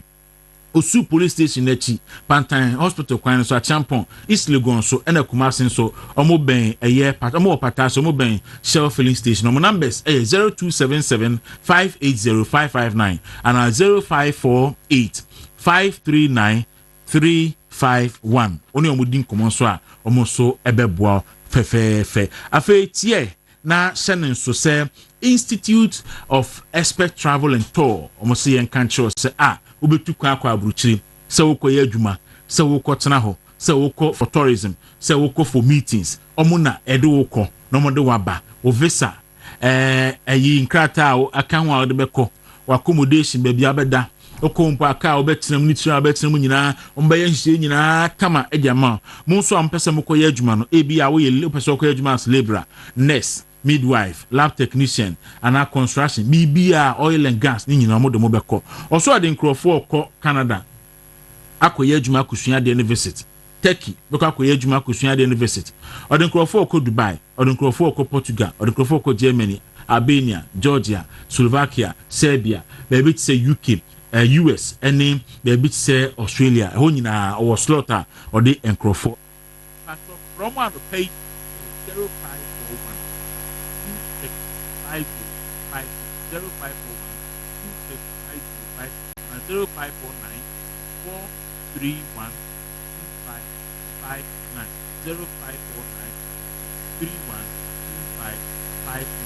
Omo office and ewo enkan mo do that so for line near soldier baraton na only omo enkan so for line dey make happen my car tamos so for line interview na ga ba me scan ma ye wo ma anye se omo ka se no fe no the great Ashanti the project as a den no gang of 3 gang of 4 4 no so like natural clinic same control say yare ahudo bi wonu ma unya se obepa ne aboa ubetime to ase ebi eye kidney issues wasam head ebi ye liver wasam kan head ebi ye be ma ontime wo be ma bi wo hono ma odu ne yire ni all because of so otimi boy you just otime wo there bi eni obi otimi boy you bi an etime wo afi obi hono ma adu na adwa wona na ni gu so sa eni ni papa bi I said in ko to oba osen ne wasa pa no we ya 1 obi ya no 2 obi ya no 1 na ti edin be ko obi so a ona se peja ani obi a wo dwunso mu yare ena obi so a wo enemu yare two different things dwunso mu yare no wo ho ena enemu yare no so enemu yare na tare dwunso mu yare no ye den edeba tin nyina akwa ombetimi aboa omanu mo bo onye den amu wo mfidie so a ede be hwew ansan de braka kokomremle amu ben eye Harvard Senior High School. Na our numbers no 055 39 32 631 055 39 32 361. Na odiomo ini enkomo. Obi SJ message was saying I remember the Akufo-Addo can never be president man stories like yesterday. God is indeed the lifter of men. Yes. And he will lift up Dr. Mahmoud Bawumia and make him flag bearer and then president of the Republic. Because we say on akwa kan or say do you remember the story? They say I cannot be president. Oh, my family don't go, they have been cursed. I am the president of the Republic of Ghana today. Yes. So the same way Mahmoud Bawumia will be president of the Republic of Ghana today. Okay. And there's a Dr. Bentino. There must be brave. Medas. Eti me kona cappuccino eni edi enkomo. Ode mamini kapu inwi mene kapu wia. I'll come back to the message by kapu. Daro mejoso. Na bia bokode. Twede ampo daro ma na che ho ye na nso e. Edi onyame adom ye so ye ho ye. Edi na no eye twere yampo. Na mo ka ne twedi ampo ana mo ya ha adwin kakra twere ampo ese wo twere na wo mpon hweda edi no okay na okay say mfan say kasa de ya na twedi ampo de say oh say bia wo adwin kosi bibi foforo da bi enya sa o say yen me akuapem ye traditional emblem no osono a wo twere abe enti empenifo say enua nyina abewo so ebeka abe na osono so okwaye mu a na obetwiri obere na obetwiri dua bi a ontwiri dua bi agisa abe anakube enti because of say ni ntiri na wase say dey see doso na ekura ni mu no enua nyina wo so na ebukura eka abe what say edua enframa ba ma ba buda da bi okay ebi abuda de ebi abe etutu ɔsɛ etutu asase no okay sɛ abe ebu a ɛno tu asase no sɛ abe ebu ɔhun sɛ abe bu pe o dabi abe de emu pe nti edua bi ya bɛwo so a ɛbɛka aba nti ɛne yɛka no twere ampɔn te sɛ wotwere onyankopɔn ɛyɛ obi a wotwere na ompɔn hwe da ayi nti na ɛfɛ no twere ampɔn ti ɛnyɛ twedi ampɔn dabi manka twedi ampɔn hwedi ampɔn ɛsɛ ɔka no twie o sɛ ɔka no twie o ɛti mi da ase bebree anafɛ yi famidimafo ɛbaafo nkrato ɛfa ma yɛn mɛ da ase dawuro ma memfa nkyia mfa mfiri midimafo ɛba hospital a Dr. Tamda so ɛda no na aseyɛre maako mmienu wɔ man Ghana koko ase mayerɛ kuma ase ebu akɔ atwuma go school junction anɔpɛ yi ɛnɛ ya wada yi a me na wɔkasa yi wonim sɛ ya wada bi adura ɛyɛ asase ya ɛno nti na mpanimfoɔ ka sɛ asase ya ɛnsa na obi agye so wie ame yɛde bɔ ɔnwom koraa ɛnɛ ɛyɛ asase da ɛduru ya wada biara mpatwɔ ne yɛteɛ no sɛ yawdeɛ biara ɛwɔ hɔ biara no mpatwɔ ɛyɛ wada ɛno nti no ɛberɛ a ya wada na ebinom di yaw na asase ya nso ɛyɛ ne da no Dr. Tamda so atena se ɛwɔ poko ase mayera ne yɛteɛ no sɛ eduru sabre ya ɔya obi a wodie fa yare ho no medimafo aba hospital na wɔsɔ de ba na ye wokuma ase abua kwa atwuma go school junction ɔrafo ma me papa me aba me aba ma ne etie no sɛ yare ya ɛno nti na mpanifo ka sɛ yare de ya papa na sɛ wo yare ampacho busua kɔ nhia mu ayɛ mfrɛw abusua frɛ meeting bi ayɛ mfrɛw ɛmfa wo nka ho esan sɛ obi a yare de esi den ɛne ɛka ho ɛde ɛka ho na obeba medimafo aba hospital ankarapa me kan kyerɛ sɛ onyame nam ne tumi a ɔde adom Dr. Tamda so na ɔnam abibiduro so ɔnam nua yi ne so ɔnam nnubna hodoɔ so no ɛde bɛsa yareɛ yɛkyɛ no sɛ empempi ne ya mumba ye wura mfi sɛ ɔka kyerɛ yɛn sɛ munni aduabara mo mfa haban no mfa nsa mo yareɛ ɛno nti sɛ de haban bi sɛ yɛ ho yareɛ a ɛwɔ sɛ wonya haban a wonim sɛ saa haban wɔ atiapɔ ne betumi asa wo yareɛ awasi ehunu sɛ ahaban sɛ bia me kɔte nyanya ahaban de asa me ho yare a nyanya ahaban no enyare esan sɛ enua nso yare enti sɛ obɛka kɔte ahaban no tumi asa yare a ɛwɔ sɛ wotumi hunu sɛ adua we esia me wɔn na bena adua we adi mfiedu adua bi odi mfiedu mienu ana ne sa yare ebi di mfiedu ebi di mfiedu 20 years ansa no watumi de asa yare baro nim ne sa esan sɛ ya me kasa bi sɛ o pe obi ɔde ahaban sa yare a ko obi ahaban kasa wɔte na ɔno nso te ahaban ne kasa saa nipa no ne betumi de yare de asa ɔde ahaban no bɛsa yare ne de ama wo ɛmfa ho ne yare bi aba wo so ano ntina okenkan 2 Kings 20:7 a ɛbra odifo Isaiah ɔne ne manfo hyiaye na ne manfo ɛbɔ no so abubuo na ɔmo kan kyerɛ odifo sɛ odifo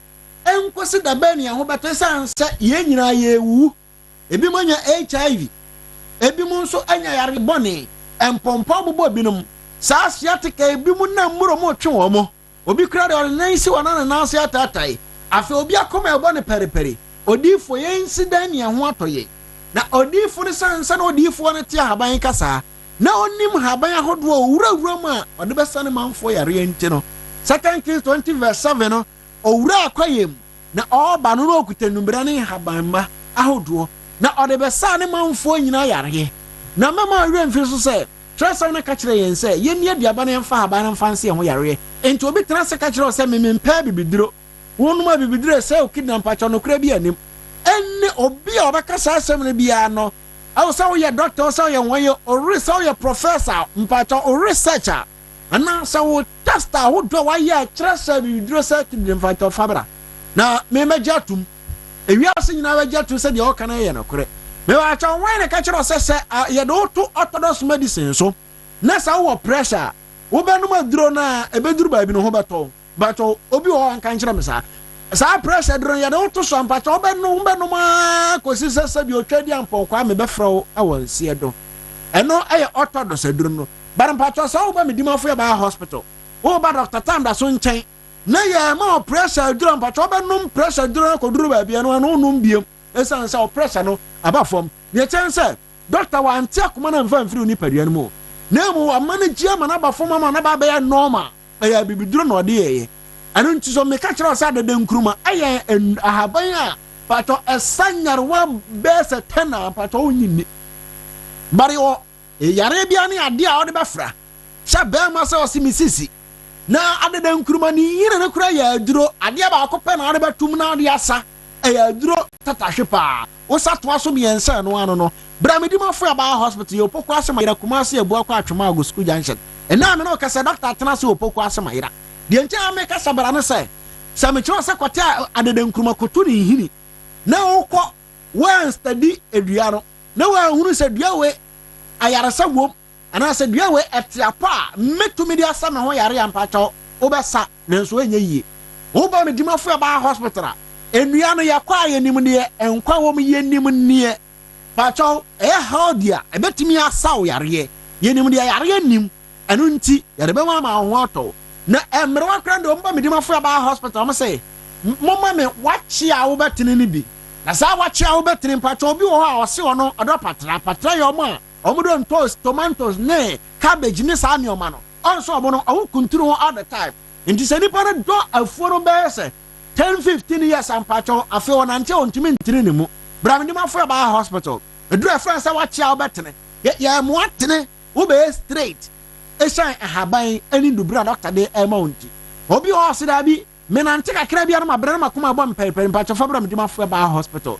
For the first time Ogana bakose mumbato yara sabia we me dimafo ba hospital pe and was sa ahiyafo na sikafo nyina yare e dia ntina meka na sa me pa chaw obi kuta 300 Ghana cedi ba beja yare hwe obi kuta 600 beja yare hwe obi kuta 1000 Ghana cedi beja yare hwe na de chance kransa mpacho oba doctor show say bosome onyankopo tumi nto ho bato bosome mienu a doctor show mpacho onyankopo tumi nto ho bato anu nti bema o prostate no mpato prostate ha orontie ne yepa wo ya bema na o prostate no ha wo da na juna sore junso bebre midnight ansa na de achia tambia me no kasa me ka kiro se bema sa wo da na wa anum nso na juna ansa sa junso buru 2 times at night ba mu no wo sore anaju ba 11-12 enum nso a wo ba junso 3 times at night ansa na de achia ba ro junso na buru abra ye nya nhwemu wo ba o prostate gland no na be check ya say bibia de na kwa mu ana but o say bibia na kwa no ha ba ho ya mu oduro de treat the amount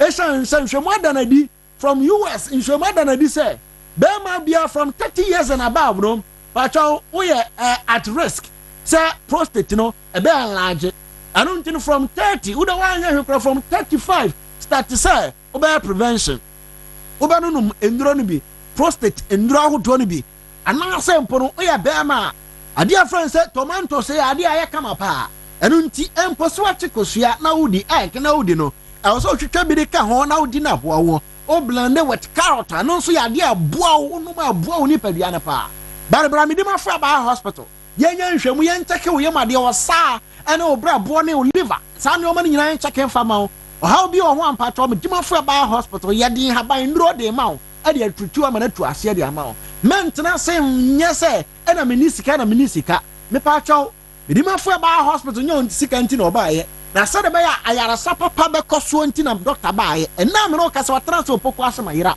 pa chaw ba bia wo bia fakara bra wonya si poku ase a wo so ko ma yira benya ka de oba wo pese ofra nyame adom kina premium service obi si me MP me minister ya na nipa do so me dima fo do mentimi mesala pa chaw fa na mbes no na frɛ Fridays no pacho premium service registration at 200 Ghana cedis number is 0244 774282 0244 774282 and 0500 727215 0500 727215 where do you numbers are free also for premium service and registration at 200 Ghana cedis and no pacho tiaba kopa what that premium no so akwesisa wo beto e medima for hospital enu ntina maka jira say awadura wo ba medimafo ade be ma no enye konombi sabi bibi tua bi e wan totope anajo no ma mpachaw woni be ma ni hia ba akopɛ mu nhia biom boso me be so na ba ne dem e medimafo ba hospital we are diabetic patient fabra medimafo ba hospital ya ne ba kasafidie so a enye yare ne nyina ne betuma kyerɛkyerɛ ne nyina ma sha abere nti e sima do pane ne wo kasa ne aka kyerɛ wo sɛ ensampa ne ye de kwa wiase enti wo a wote mene na wo yare bi dokoro wo empo wo nyare na opeso be yenhwemu woni padua no mu a me pa to me dimafo enye se fitia na ya mu aduro yenhwemu woni padua no mu ni ehun say yare we no ha we na o ansa na de aduro de account anu ntoba se do gina machine so mpacho enya machine na besa yare na emono machine be detect nyoma hodo bia woni padua no na doctor so wasema obeka no ya he say e correspond with near all kana na essence bi also utina power but the nam so ma uti payan eba no na unkra oni hu idea na free baabi na aba bara oba medimafo a ye tu ase ade ama e o medimafo eba hospital ye opoko ase ma yira kumase abu akwa atwoma go school junction ni atensa obi ho ose ni kidney say ya ka kire nsa say enye ye biema fa bra medimafo insurance kanya me obo so no bo asase say doctor ma 3 weeks pe and one kidney e sabe repair na ayeye Yami Adum on the 16th of next month, July 16th. Ayarasa Crusade no baso. Na Ayatakwa Central SDA Church. And Ayarasa Crusade no baso. Dr. Tanda so na doctors na pamfunya ye batakwa. Entimbacho ma me papa wo wuntumi ntena ka mu makumase. Wuntumi ma enkan no. Pacho ebere ni on the 16th July. Aye ukuada Ayarasa Crusade na 12 hour takwa ne mpata mo. Tuana mona bra ba oyare ne yare huntumi mfa ntwan dia mpacho bra na yemo a e opoko asema yira enne doctor atena se obetena se ko sise last person mefiri wo ochena nso obetena se yako ba de tense be ma phone na yeketo no e 5 days na doctor de ma wo wo se wo ye chinyefo a tuana mona bra poko asema yira na besohwe na wo bo se yes ampa onyankopo ye ne na ento kese da biara da na mmese ne ye 0244 fa number na fa ma obi ohia wo nso ankasa tuana mona bra numbers near 0244 77 4282 0244 77 4282. Afe number to sum yenu ye 0500 72 72 15 0500 72 72 15. Last number near 0245 44 9592 0245 44 9592. I am a Dimafo Aba Hospital, Dr. Time. And that's what Tenasi Opoko Asema Yira no paya. Dawuro ye bedase. All right, me so medase Asante Mpacho ma sendo birthday ba yin free wo na afi yenko yenim anopei yene former MP ebedi enkomo ne constituency na ya na ere finti ma menko heni na manye enfuso ha. Oh yeah, Central Ablekuma Central. Okay, nti yene honorable Ebenezer Nati former MP Ablekuma Central na ebetena se di enkomo yenu abema osewusu communication officer ewe Buakan of constituency ne ba ose ye frɛ no maame akosua deda osewusu a second year student ewe Brig Girls Senior High School nti ne papa osewusu se yen wish no happy birthday na yensere Nyankopɔn se onhyira no na omana kuma so adi nyina so emrem osaya no pay a very good morning to you. Asante Pacho yentwe ho na yenkoji adwedi nkrato ye ba na ene honorable atensedi ye ba sisi yakobe na egu party mas okwanura ade be kina nura so it means 2 days ago enumre no enna social media ko fi start church for the same be no some kind ohun so be asend me information say school no ba akọ enso wom ye say fe no some test Oxford Senior High School and also ewo eye atechim ewo dunkwa onofin and also wo so ye so ye no so ye NDC activists ba akọ ye fe no Samuel Tete ono so school no e hwehwe mu ebehu in school enso no medamasi na kwakwa beto abonten say yesi obi o man say da modi ba okenkan na wuhu si yesi obi akosia 16 constituency executives ni nyina constituency chairman constituency chairman no amobia say 50,000 say yes o maamo 50,000 and o ma constituency chairman so 10,000 the constituency secretaries secretary and chairman constituency chairman 10,000 and o ma regional chairman 50,000 abodamsem na omakasa asibi di atom framem na enipa bi so agye di abra enya nokre enra before mbekọ no na ora Steven Tima busuafo unfortunately na omastoku fire ewo meeting mo de ekọ enra ni etenra na akose na omukoi hwan be che meeting no hwan be say ampa so ekọ ye no ekoya asem Kwaku enyanentiese for be close to 2 hours na enipa bi e wo petition miensa 3 petitions against Chairman Buti. ABCs was indiscipline. Na say you can ho asem hana. Aye kan. Okay. Enti enra no na bi sika sa petition ko munyina so. No omunka asem no. In fact Kwaku minyanentie say Chairman Buti betna ase a wo call for open prayer kwa na ayedin. Ebi mu che say oni mandate kwa to call for open prayer. Eti open prayer kwa no. Almost call for opening prayer. Just one watch meeting. It's a muyedding. Yamian muyedding. Emma back and forth far till say Mian intended about me a step in the castle was three. Yemma Chababuti.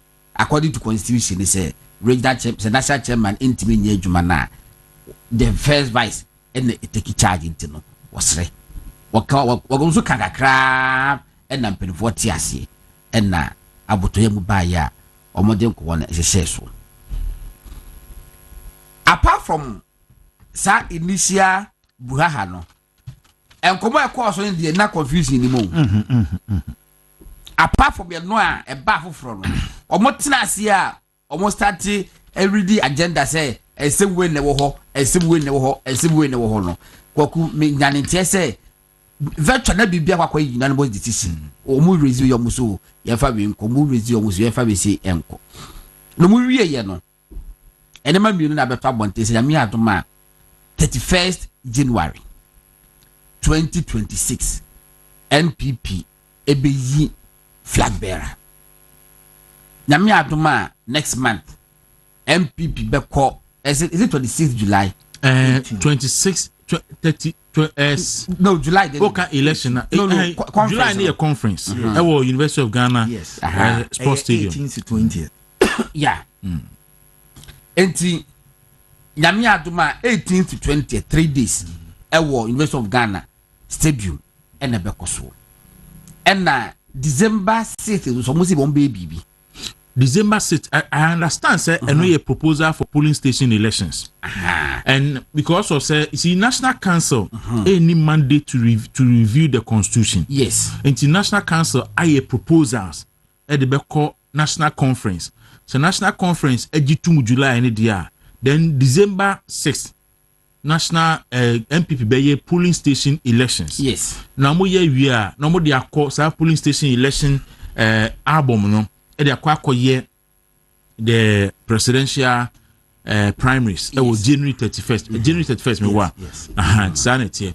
But the only and a proposal to be a and sadly we Kwaku say omo Jesus 6 December the 2 na omo police station executives elections are that means say technically speaking one more can say top down approach no na anya no kre what can't make an answer yeah say omo to aba 6 December you police station executives am I the album no ekoto the 31st January 2026 na anya top down approach but who say open rather I am mixed question say no simply an issue of to flag bearer and sending to some other elections. So it is not even necessary to say top down or down top one approach. I agree. Because partner decide the same. Situation a part in woman and no. O kasa wo koshase fruswa ba. Akoshase free asia ba. And some be koso ne ntokwa ne acrimony ni say nyina. Yenyi flag bearer and faith because eno na ye ultimate ntia de basabasa na ye den eba. Si ye anu wi a now I'm a flag bearer no kra no so mo energy because ebebo mo a omo nyina ni age ho ni nti ebebo mo no se godon se ne wo ye wo person di president na ye flag bearer now current a structure no so wo co sponsor omo ebe contest polling station so co sponsor omo ebe contest coordinators constituency wo ka say wo co sponsor na as we say mandatory no say enye mandatory omo ye wan kwa and say what we one try wunni as I was showing you say revision and I told baby say revision someone who says so afeni ebeka na chairman wuntumi national chairman no we nipa ɛna we nso bɛkɔ we nso yɛ we nipa ɛna we say region ho na aye some na so now ye flag bearer ni we dia ye bepe competent people e dia ba be so hwan nipa na no be brass kaka e free work. I think he said I was say empanifo emma Ghana for na say MPP grassroots for eti ase here say ye to presidential and first and sana de akara beka ho eni be bebre say that eti ase ama ebinom e de propaganda awom say ye pese ewia abanum e de ma enipa ba akubi ye no nti na omo yakwoto no first omo nti bi da enti mesre say ye no ya ade a MPP for penifo MP communicators to educate general secretary ebe issue official why issue minya hu statement ne Bendra anadro okasa Endra amabame Endra me nkomo bi ekoso like say obey issue a detailed statement. Yes, that's what I mean say maybe so much detailed until now up to now because they have to really work on it. Said the be ba obi a better ne ho ase, so they are working on it. Okay, or planning so a well detailed radio engagement obey answer issues and also mo ka amendment bi Kwaku pe information no proposed amendment national conference. Yes, 16th July. You see, MPP were Congress and any conference. Congress no ekoye election. Conference any election. Congress in the. And then you mode to abayi national executives no.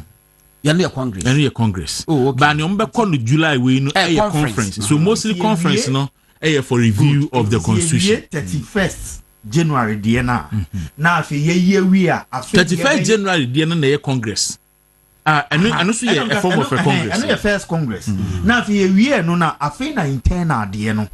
Yeah, Fasi Kwaku national executives now. Yes. Yeah, the bear Congress. Yes. Okay. Conference ni amendment ni issues ni Yeah. Okay. All right. Inti and also a yes or my in 3 days.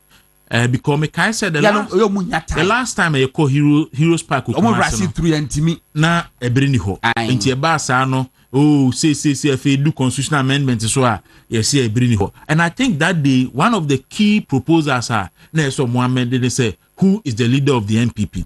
Because constitution can say the chairman is the leader of the MPP. So they were proposing say flag bearer no should be the leader of the party. Now obey president so why leader of the party? In fact, it's very like and then Kufado turning it down. Say he doesn't support argument in it. The status quo should remain. Say at all times no. The national chairman should be the leader of the party. So I don't know what to change now. Okay. All right. Into no amendment committee no more recommended and maybe to say almost say former MPs, former MMDCs, constituency executives, regional executives, so many na enya voting rights. Limited expansion no. Almost say and almost adopt this and maybe say 2 people. Enyasafo wo wiase nyina hu sa asem no wiase nyina ma obi aho kire. Okay, tini me patro we ye Africa map ni wo ho Africa map ro be nkum no na emfifiri hom na ye Middle East yes enti baby atwo ni Iran and the ufri Africa de no so a wo ba hu se Egypt wo ho Sudan wo Ethiopia e wo nifa so etu free Egypt an wo atwa nsuo no na wo Saudi Arabia na wo Iraq Turkey wo soro ho na Iran e wo Iraq echi ho e ho na sise ntokwa no asi na free Ghana wo ba Mali ase ha no ma ho na Ghana wo Mali ase ho no nti Ghana ni na Togo ni asa no akona wo be fa Benin no akona Nigeria no akona Niger Chad, Sudan, Libya, Egypt. Asa no twetwe musa akwa Iran. Me pacho Jo Mahama say and then tokwa na ekoso wo Iran no. Hwe desam bitu be Iran wo ene be Ghana wo. Jo Mahama say anu nti no waka che the finance minister ene energy minister say omo monitor entokwa na ekoso e wo Iran no. Because everything is ewo Ghana ye fuel prices so but we tell you free so o wie so a hwe so ho that man ho that be Ukraine ne wo so ofi Turkey now ko Ukraine so I want so and to share distance between Ghana and Ukraine and Iran but I say net you Shadia bi my brother so no utwam wo Afghanistan etwam Pakistan na countries be brace in 50 no mo but me do kwa China me do kwa China edru ba bia na China omo edwedi aba fom keke na nya ntokwa da ba wiase o China for na nkasa na wedwedi ba fom keke no President Mahama ka say China for no edwedi aba fom keke no ebe osusu aso bone e wo man Ghana so na nya obi na rubi e kontokwa wo yeah but when enam Ukraine entokwa na e koso fla isam I dear bro. It's some idea bro do need pan and the wheat. Minina nemau. And the significant commodity class fertilizer. Fertilizer. Because Ashanti bet me yefi so fertilizer yedi ye koko yedi ye fu ahodo nyina and also pom ho and free ba. Area ho. Etina entime ma. Kwaku ayi bi buy pirates. Yeah. Wam akronfom wo iso so no. Omo kwato se ship bi so e wo I think a Red Sea no so. Yeah. Ya ka se ya no keke no. I've had a stakeholders meeting and I've also informed the entire party our concerns and say I am not going to run for any parliamentary election in Ablekuma Central. I think I have done my best for the constituency. How many terms? Me call one term, but I've been a 3 term. My call primary 2012, 2016, 2020. Yeah, Ben, I'll call parliament. 2017. 2017. Yeah. Okay, but I'll call before that. No, you can't hear. Yes. I call parliamentary race. Yes. Two. No, me call one 2012, and I won in 2016, and I lost in the 2024. 2020 election. 2020 elections. Yes. And I was contested 2024 primaries and I lost. And I would, so now, Oppo said, yes, such chapter no be close. Yes. You have my some concerns in Accra. Obi so beto as no who's Do you have a different year? Obeko CBA region national. Our officer contested. But we are thinking about other region or national position to occupy to continue to do the work of the party. But even if these two areas now so within Yankokra will continue to do the work of the party. Currently, as I'm speaking with you, in as much say I don't hold any position within the party. No. I play a key role in most of the party's activities. For some time now, most of the Ablekuma North issue I call with police, you call with a friend and saying you call share easy. I always myself and then the director of elections and they be a original party name. And also then I'll kind of know a fairness and constitutional amendment committee party no edemeka. There are other roles that the party is giving me me and I felt say for the good of the party, no, any capacity. You don't have to be MP to serve the party. No. Okay. I don't think so. Okay. I don't really think so. I think say a trasumo so. Yeah. A trasumo so. So yeah, that's an pay say what years so now only be din come. Greater Accra, yeah, quite about us. One of the regions are near Jane. Him said Jane there, but resource nearby, you know. Nipa bebre Accra. What is the state of MPP Greater Accra asatene? To be honest and sincere with you, there's a lot of work for us to do in Greater Accra. In Juma or Greater Accra.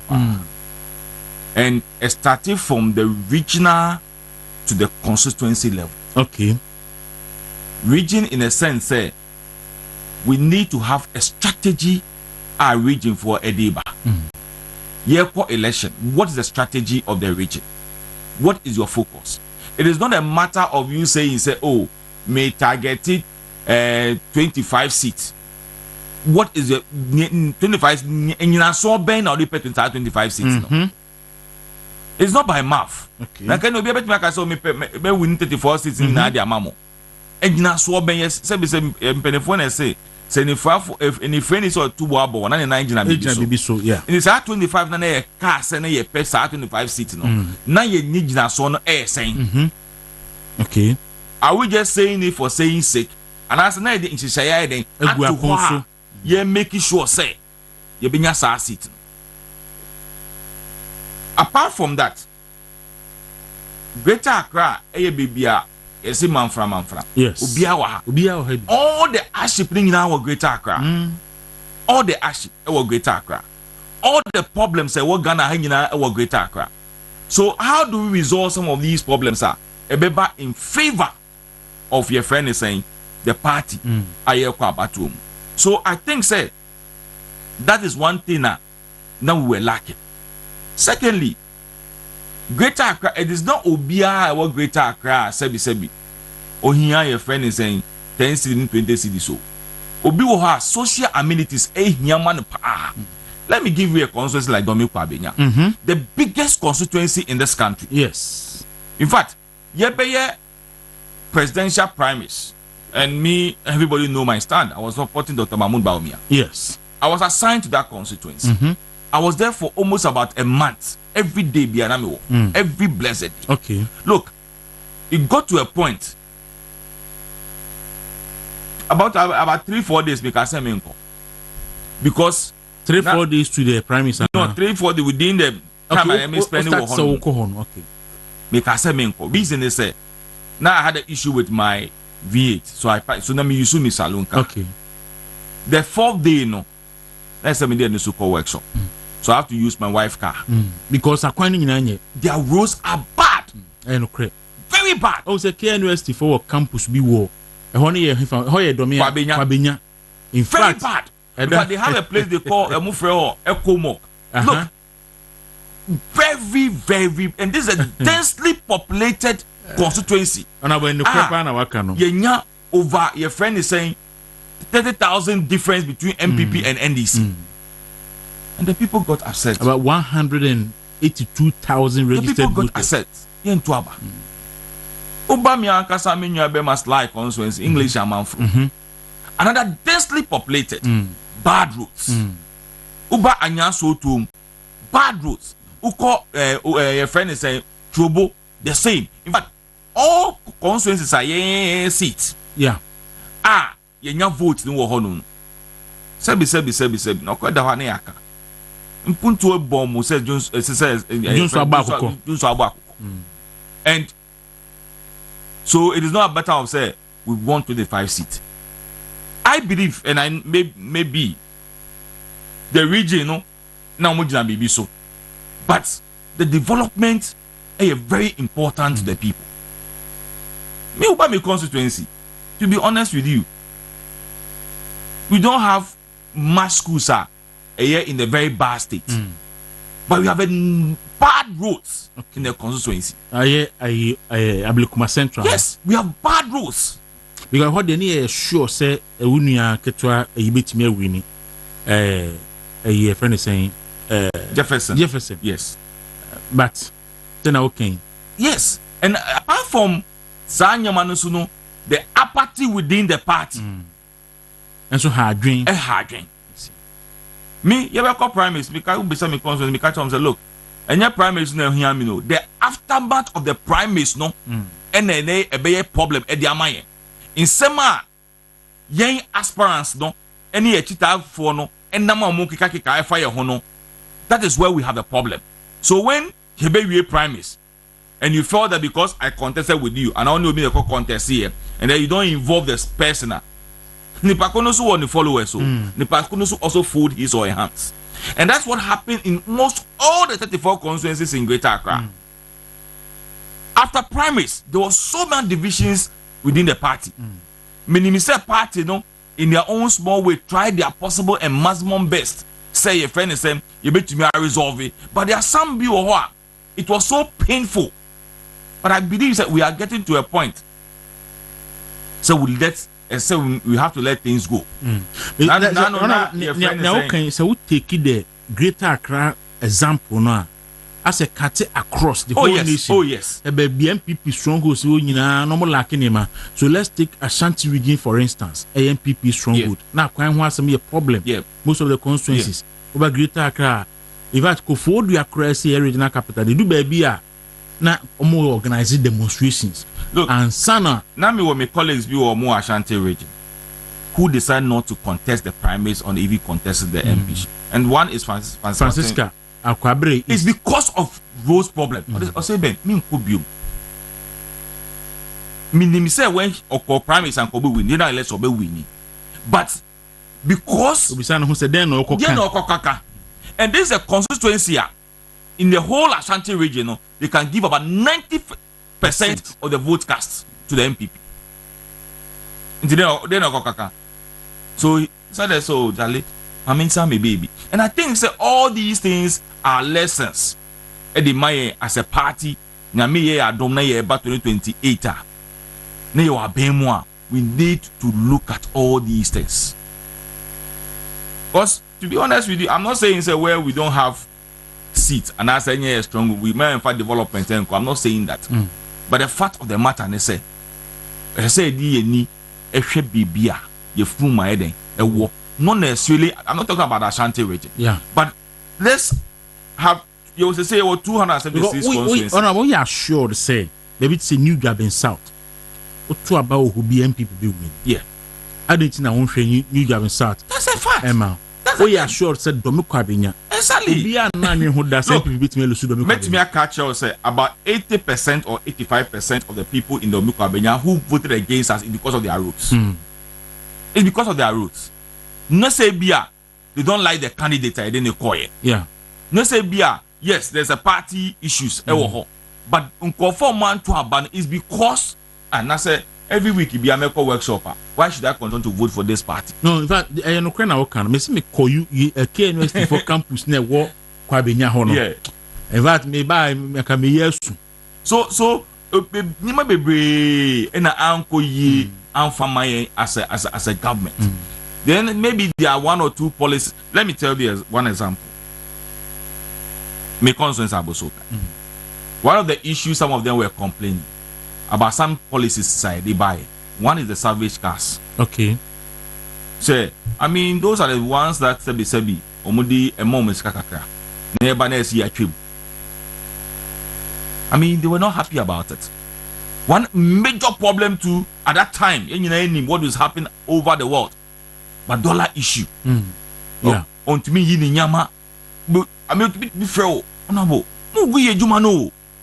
Nyese bi aban na egu no, but it's because of the global issues no. But they pan also on tears here.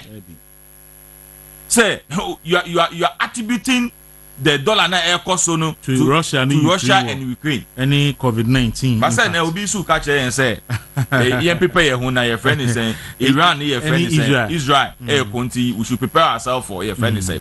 So you see how politicians here. Say you be for dia as say na hu no fa. Yeah. And then we are being told say the war between Iran and Israel will have an implication in this country. But the same group of people that they were telling us Russia and Ukraine war no are affect here upon biaso. You see the hypocrisy? That's the hypocrisy of the NDC. You see the hypocrisy? Safena do afidi atuase ne Honorable Ebenezer Nate and AD and former NP Ablikuma Central and then member of the NPP Constitutional Review or Reform Committee and pay no AD and so Honorable but now council meeting no Okobi and I'm your council member. Mikobi pa. Oh, you're a member of the council. Me a member because of the committee. Member, oh, you're a member of the committee. Yeah. Mikobi. Yeah. Okay, so which one do we take first? Should we take your committee and I ain't taking national council meeting first? Oh, I think said the art near a free. Ama nkofo eka ho asem na is because of the committee report. Okay. All right. So a good say nya obeboa ema atiefo atimi atene me bia see. Mo committee no mo ye adwuma for how long? In fact, you adwuma. Mo nya nwie ma adwuma cry. But now we have worked for almost about almost 6 weeks. Almost 6 weeks. Yeah. Yera Frank Davis and I am chairman. Yeah. And I'm money on my adwuma. Yeah. My atiefo ntiase mo adwuma no mo ye ne sen. Adwuma mo tran kran eto nsafren krofo so mo fan krata amremo ana mo ko constituency region mo ye adwuma ne sen. Me that's it. But before I make your committee once my main count we enter MPP4. Okay. Mesre. The mapa MPP for ni nacho. a free or mampening before. Ebe see the last person or war MPP, and he said, "Nia as I say yes, she, ye or sono, and nothing else, and nothing more."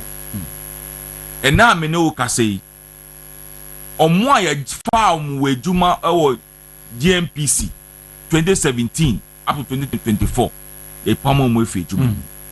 And now me know ka say, "Omwa asrafo omutam ensun ye." A year me free jumemu. And now me no ka say a jumafo bebre wo ho ya pam.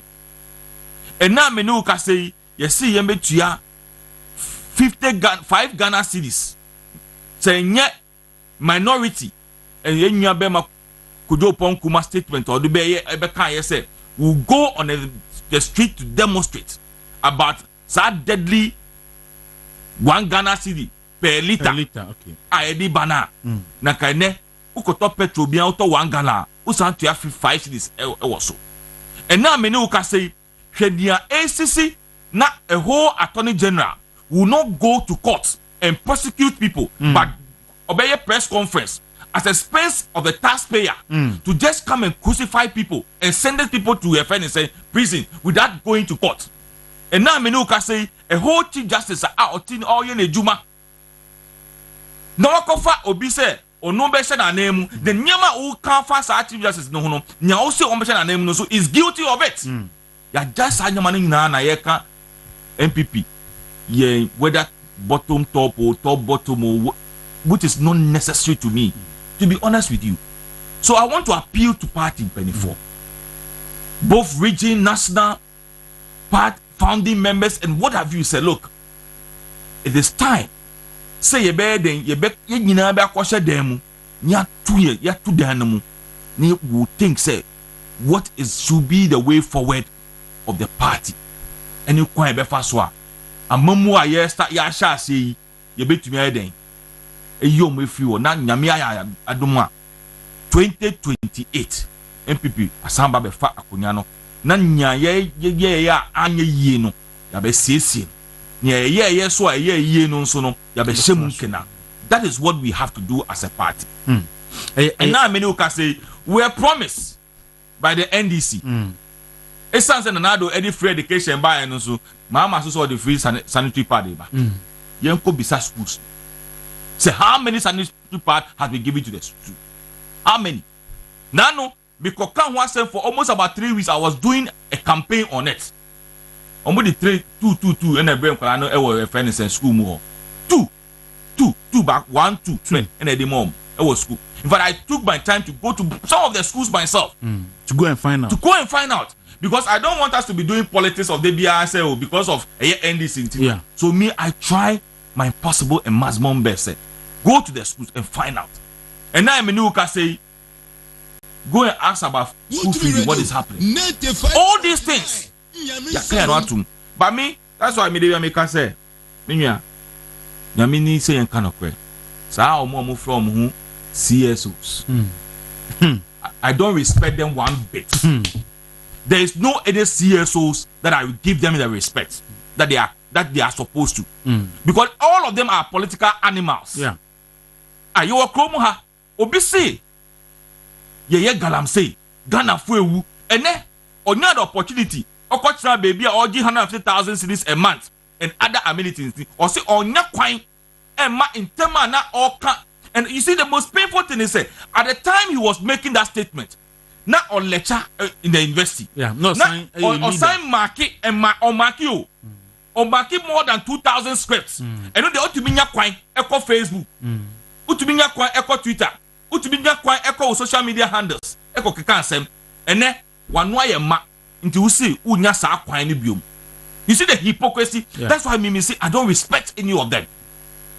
Just look at all those Mahama has given them appointment. And now we see CSOs leaders. The so-called neutrals. Just look at them. Today, all those people have been silent. All those people. I didn't call your friend and say, baby, just look at all these people. The hypocrisy of these people. Kobi Mensah, Professor Jampu, Professor Lord Mensah. I want to be. I'm doing my check to find out whether it is true. Say Kanashigbe I'm passing a man appointment. Your man appointment, but actually, the any government. You see, I'm on the chamber of mining. So we'll check. But I say, and on the same, is it the same person? And I'll catch and say, Nanado, and binding your friends and mining. No, on declare state of emergency. So I'm waiting for some of these people. No, so he will never come out. Who under the same enclave now who can you see the hypocrisy. One of the lead campaigners, only Martin Kwebu, and I say, after that man, the least you said about him. After that man, the least you said about him is better. To be honest with you, yeah. Me, I don't have the respect for that man, and sometimes I wonder those who even go to him to because you see, fire kuma. You see, sometimes Omuma you lose the credibility and the respect for them because Ocean the pedigree, any day why year. Any someone waka, any the reforms or they are back in one way or the other, our court now. The attitude and the utterances, no, and Mama lose the respect for him. In fact, I used to respect him a lot, but when I listen to him and some of the things that sometimes he says, I ask myself, say, I mean, Martin Kwebu, I suspect say be an MPP, ni be here, ni be because the hatred that ebia obi koji ni yiri so obi koji ni girl so say no pe bibi wa ban mu awanya because you do baby no otanya otimu say wona kuma mu tia. Especially Nana Akufo-Addo. I'm telling you, no? You can feel it. I'm telling you. But then all these people have been quiet. They are quiet. And I'm not be surprised. They are quiet. I will not be surprised because maybe what the Omusaka. Yeah, Domelevosi. And on Kasebi. Oh yes. I'm saying baby said the Omusaka. But we are hoping said they will continue to be quiet. Nana, your friend is Akwebi or NDC. Oh, me kon say wo.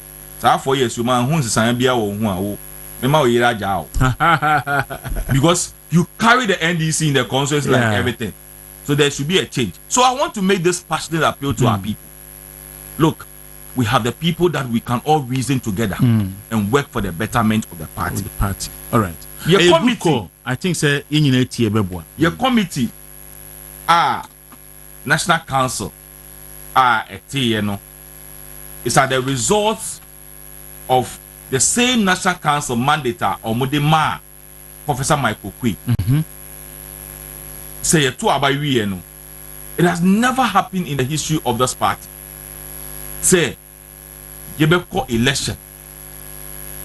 Now you to me lose to that kind of your friend is saying level. Yeah. And to extent, say some constituencies are NDC has never won before, including Domi Kwabena, Ablekuma West. And other strong constituencies that belong to the NPP, yet to me then a lose. It means not BB. So in the wisdom of the national chairman, any national council, no, I decided say, let's come out with a committee to go and find out what caused your defeat to this miserable state. But let us not also forget, say, even when we won in 2020, there was a former folks committee. Yes. So it does not mean say you lose super and active committee. Yeah. So in MPP, no, whether we lose or we win, we set up a committee to find out say, when Benson and Maya win here, when Benson and Maya then you lose here, and then we take a crew of it and work towards it. Professor Michael Kwaku. And the reports, but in fact, the day I'm doing my reports and so I was at the National Council meeting. Okay. And in as much said one more called details in the reports now on what they buy, on what the recommendation a buyer. So in presenting his report, no, Obubo Nyame Bia a Mayen Elusuyen okay about the governance, okay about the attitude of some of us, some of us are as a party people, government appointees, members of parliament, ministers of states, DCEs, MNDCEs, CEOs, and what have you. Yensuye Kahubi. Okay about your electoral college, and it's also contributing to the defeat. And the Okan will hold moon say with the electoral college, no, as some Okan say. In conform by say mienu anase miensa anase anan ewo fie. By virtue of one person becoming a friend is saying a police station executive no you are to parliamentary, and I want MP before you say, look, this issue of even though top down year by year it is not relating to presidential primaries. Okay. If I go to Abana, say Baumia, the last primaries, and I say Kennedy, and I say Friend say TV. Debbie. It all at the polling stations, constituencies, at the parliamentary primaries. Yeah. Honey, who TV? Those tests. Yeah, Jeff TV. No be your friend. Gas cylinders. The last time it was there. No be in the picture too. So, or see your mommy TV, your mommy we. All these things were there. In that place, in some constituency, obi motorbikes. There was a constituency. Me fear the cars in Nakusiho. Mombetuna, Mombefaka. Oh, 2 years now, Mombefaka. I mean, all these things contribute. No, this I said, many na ye MP before. Mima ye mi ensa nya kwan amba delegate. Na unkwa wanya kwan kwa delegate. Na ubekwa kotu aba. And your uko no nante koye. Yeah. Uba no wafa taxi ana uba na odi aba. Uba so no tell me say one fa mekom. Ana so one fa any show bi anko didwa. Na emu police na koye abad no akotu ye no. Uba no okita sika. Didwa e de aba. Na okita ne be yi TV, ne be yi wegu, na be yi wegu. So any open up na kwato aba. Obehwe kran so no na nipa na onye ne tekra oye adwuma constituency ni mo sen wa wo ye delegate no. Na bia me kon de meka say those that do election eye adwuma no. Polling station executive about 15 to 20% penetu aba. Eye adwuma. All the other people are party people are omude omakuma edima party no na be ye adwuma. Yeah. They don't come, they don't do anything. And sometimes some of them feel say it is their responsibility. Say yeah then and the mom. But that's not what the party manual says. So we was secretary or police station or it's because of people's interests. Yeah, we polling station executives be the whole year polling station will come my only the chairman put one secretary baby. I'm into an interesting story be here. One of the East Region constituencies. Me hana madam be afreme. Tale ye see a committee or chana wo hasi you na me delegate 90 ye kwa be den. Me say obi wo kwa ni chairman ni secretary kan onim no. Baby. Obi o police is going to go to aba no kwa no. Onim. Da ye kwato aba no no. Oduwa no abisa say ye friend is saying, me police station wo yin fa. Na ni pa no ni shame no aba be bo ama no. So he doesn't even know what goes on at the police station. So party, in fact, you go to about Obi catch me so or call house to house. No, baby, so I know a candidate. I'll be say, who call primaries? No, I know my call for still me 1,000. And I send them 1,000 million as my kotuaba. You can own to me by my 250 Ghana and not 20 Ghana and me kotuaba. Me work on my delegate. Yeah, only by now can only make us all catch them kotuaba. No, only wada. So all these things no were factors. So our committee was mandated. Say, in fact, on the 16th of your friend is saying April, and now your friend is saying constitute committee no. And then I me catch me chairman say, me name say share then do share 16th because 16th no me wife birthday. Oh, I see. It sounds like a wedding anniversary. That 16th no. NIT your committee and we were 9 members on the committee.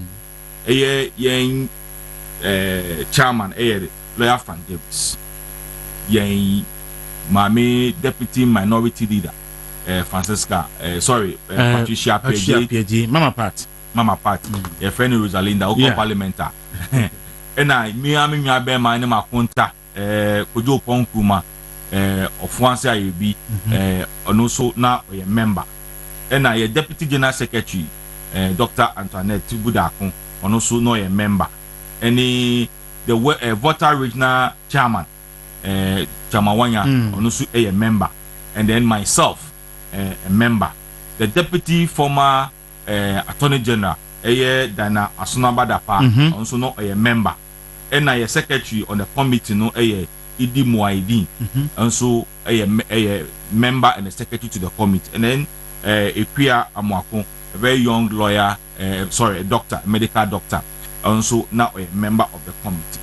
Now, when we met as a committee, no, in fact, our reference document na ejumano is to go through the 2019-2020 amendment committee chaired by Afenyo Martin. Is one of our reference. Michael Kwe summary of the recommendation was also a document to us. Okay. And then any other thing you feel say. Okay. So more two basic documents. Two basic. The first constitutional review proposal said the Kumasi Amasa suspended. Yes. The second one, Michael Kwe committee recommendations. And the third one, ASL asking party people, individuals, and groups to also send submit their proposals. So these are the three main things. Okay. Yenya 300 plus proposals. Across the 300 yes. Plus proposals in addition to the two basic documents. Exactly. 300 plus. Obia Chenadri. In your proposal from former MPs, in your proposal from former your friends and ministers, in your proposal from former MNDCs, in your proposal from TESCOM, in your proposal from Nasara, in your proposal from the youth wing, in your proposal from individuals, in your proposal from social media people, in your friends and communicators of the party, in your proposals, but from parliament and other individuals. Your former majority leader, James Saboso, in your proposal from all of them. Then the committee said, apart from all these proposals, there are certain group of people that we need to also engage them. Okay. Now yet to me, I seek their advice as to some of the issues now about because Ushe constitution na amendment to one. There are some two key areas and conflict. One, people were looking at expansion of our electoral college, and secondly, inclusion of certain group of people somewhere voting rights. And then to the large extent, we should look at our dates and then time and everything amendment on our presidential and parliamentary calendar. Okay. And then also look at certain portfolios if we feel say to me in a party. Okay, okay.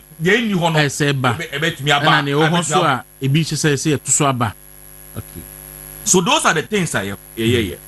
And the first person that we call on was President J. Kufuor. Okay. So the committee members, we had opportunity to meet him. And then in fact, when you say he's an institution in the party. Yes. So the informations are on the mind. Nyama or the by how we even started the police station structure, BBABEDU and BBSA call and all those things. We engaging on that. The next person that we had opportunity to meet him was the former president, Kwaku. Likely for us, you could do a chief of staff, former chief of staff. So a going to her too. So all issues that we are supposed to become one assembly biano and so edibai. We fall on your friend is saying Professor Michael Kwe. Yeah. Because on now we call approach the whole country. So there are some of the things now a warm recommendation. Now we need some clarification. Yeah. Not in conform. What are they saying? Say we should reduce the polling station, increase the polling station, and now I said remove the police station every one. What are the reasons so we went and seek his advice on that. Then the other group that we met, the party council of elders. Say party council of elders are in Penimfua say a party etumi dwane etuomo eseki omo ye friend is saying omo adwen and I be beat to party chaired by Honorable Hakma Uswajima. In fact, the day we met them, we may share omo baby and say meeting we much high. Okay, I could come office. I was so surprised about the people that attended that meeting. In fact, for my information, I was told say about 97% of the membership in a bar meeting. Almost so penny for and I was surprised. John Penny was at the meeting. Honorable Stanley Ajib Branson was there. Professor Michael Kwe, a friend is saying IC Kwe, one Madame Mrs. Natibi, in fact, make us say all penny for and we had a lot of time with them, and they took. In fact, they also brought their own proposal. So we took them through all the proposals that Omondiaba. They also advised us as to how. In fact, one thing one of the committee members they said, "Look, you are not doing this for yourself. You are doing it for the party. Party no, eshemunsa. Nyamu pese di party ni yeno. Semuankasa. But every meeting, Chamanka said, in fact, what the statement being made by the man, a strong statement. A strong statement. So, in as much say, yet you as that member committee, yet now will have our preference as to who we want to become a presidential or parliamentary candidate. No, we should think about the party first. And I give that respect because about 6 million people, not 12 million people, to Mr. Frank Davis and NPP sympathizers. No, so we have to be careful. So support to Baumiao, who support to Alan Chema, your friend is saying Brian Champo. Whoever you are supporting, no, put that support no outside and think at the bigger picture of the party, because any of them who becomes the candidate of the party, if he or she becomes the president of the republic, definitely you have a say in the government. So don't think about say because we support you, and honestly, what we did have nothing to do with any presidential candidate agenda. All right. Eti abushana afena ndo affiliate to say hi win to me radio 95.9 movement television. Yene Honorable Ebenezer Nati ena AD Enkomo, a former MP Electoral and then member of the NPP Constitutional Review Committee ena anope yene no AD Enkomo. So with that foundation na wale no because of time not on our side. You say what are some of the key, because yet some of the key proposals be Akoto National Council. Yes. So the key proposals they call. But lastly, no, then we also met all the potential presidential aspirants. Okay. The first person to appear is Koben Jejepu. Okay. The second person to appear was Joe Gatti. Okay. The share a friends Wacheja. Brian Echampo. Dr. Ahal Mahmoud Baumia. And then education minister Dr. Dichum. Okay. And so eba. Nipa wanya kwine antuma me shen ibayate also confirming my no me Patrick Buama. Okay. All these people before I be more about share no it be so mo say ya tese mo person mo contest for presidential primaries I am passe mo be call anase mo nko and they also yes the many swan so based on that no na mo di tun say Uba committee so it's also bisa wo hot. Are you sure say you want to run for presidential prime? Because we don't want to take advice or give you the opportunity. Na ebeba say obia eyenkofo na ede okay. All of them when they all confirmed. They all confirmed, including Honorable Patrick Buama. Oh, they all confirmed. Okay. Say nyamiya aduma ye bia onbeko na omuti nkwemu a they will offer themselves for the party. You share certain legs of the party's constitution. One of the areas I share, you know, now you share one of the proposals. In fact, like I said, majority of the proposals now. Now people were calling for your friend is saying 1 member, 1 vote. But that's one of the proposals. That's a popular proposals by As okay, so one member, one vote. No, I said you're saying one member, one vote. Say every party member biano. Emma Kwanu biano. That's one of the proposals I buy. That is at the presidential and parliamentary level, election level. In fact, let me say all levels of president elections. Another one so say, oh, our current polling station, no, increase number no. Ebimu ma suggestions. Numbers are feel say to be there. Okay.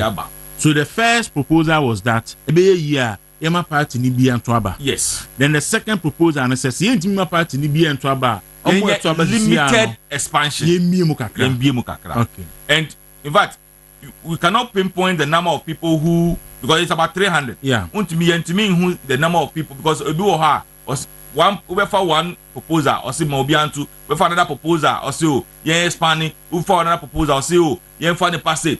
In fact, Obi crowded by say we should police station you can feel. Okay.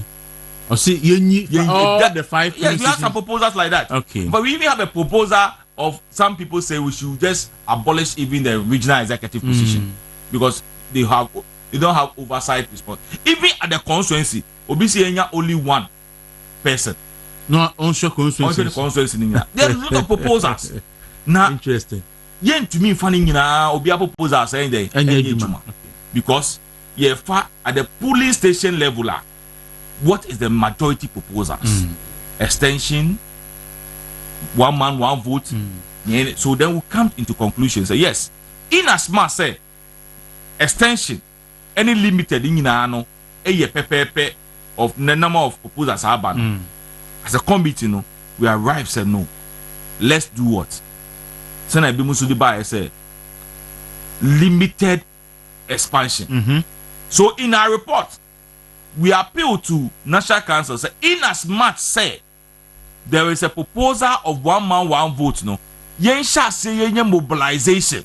So by 2028, and I say by 2032, and now by 2017, by 2027, whatever year party before say ye to me a year mobilization for our party we know there. We can roll out a one man, one vote. But for now, yen sa database yen limited expansion. There's another way or another proposal. Yeah, demand national say at the electoral area level, you were one person as a electoral area coordinator. In the absence of that person, that's what happened. They say who control the electoral area. The party constitution is to say 10 polling station biano to have a coordinator. So Uba Mimi Honum say Mimi Wajembu electoral area. There were 37 polling stations. We have 3 coordinators. So Mimi coordinator Samuel Dati so no ni ho when a yen a betwe yen 30. In fact, a clear example is Mikrum. Yeah. My constituency or constituency. Right. Mikrum here Ukuga. Okay. And there are 2 electoral areas. So there are 2 electoral areas coordinators, of which I'm Papa Bako. Oh, okay. Now the other one no year. The following year election year na Papa year. Wow. Enti na 2000 electoral area coordinator 2 electoral areas 2 coordinators anyhow. So there's a proposal. So there's a proposal and they say yen sa polling station yen electoral area coordinator back yen few. Okay. No electoral area executives. Okay. So we have the chairman, the coordinator, the secretary, organizer, women organizer, and the youth organizer now. Yes. But in our proposal, we said the chairman, the secretary, the organizer, communication officer, and the research. The research for the electoral area coordinator. No, election officer. Okay. For the electoral area level. Okay. So that they will supervise the polling stations. Exactly. Okay. So it will not be one person just person. coordinating. So it is 5 people coordinating the electoral area because the electoral area no eso. And send my example no. There's one person who told me say, in fact, I don't know say I increase former minister for defense. Dominic Titu. Yeah. Also one electoral area, one polling station. Okay. Or maybe there no maybe I may assemblyman there na there were 3. So you can so you are just so you are just 15 people. So now we are going to add 5 people added to the 15 now. If you still have three police stations, so but big polling stations. I know, say Electoral Commission is on better Kakrak, and so in the next in the division. So we have proposal and they say let's have the 5 to manage the electoral area. So that one goes with the Electoral Commission. Your friend is electoral area demarcation, and no more the party electoral area demarcations are because in some cases a party look at the resources back constituency now. They go by electoral area code. Your friends saying electoral commission demarcations. No, now you are certain people who don't benefit. So we should look at it. One other issue a bit so they buy and say, sa super delegate conference no so free. But I know the make me say about 99% proposals buy. Say free because here. The reasons the people mind say. Yen to me and kase obima kase say the into the agent no so say the yin for because obekai the beauty contest e Lagos. Yes, where we have 17 executives.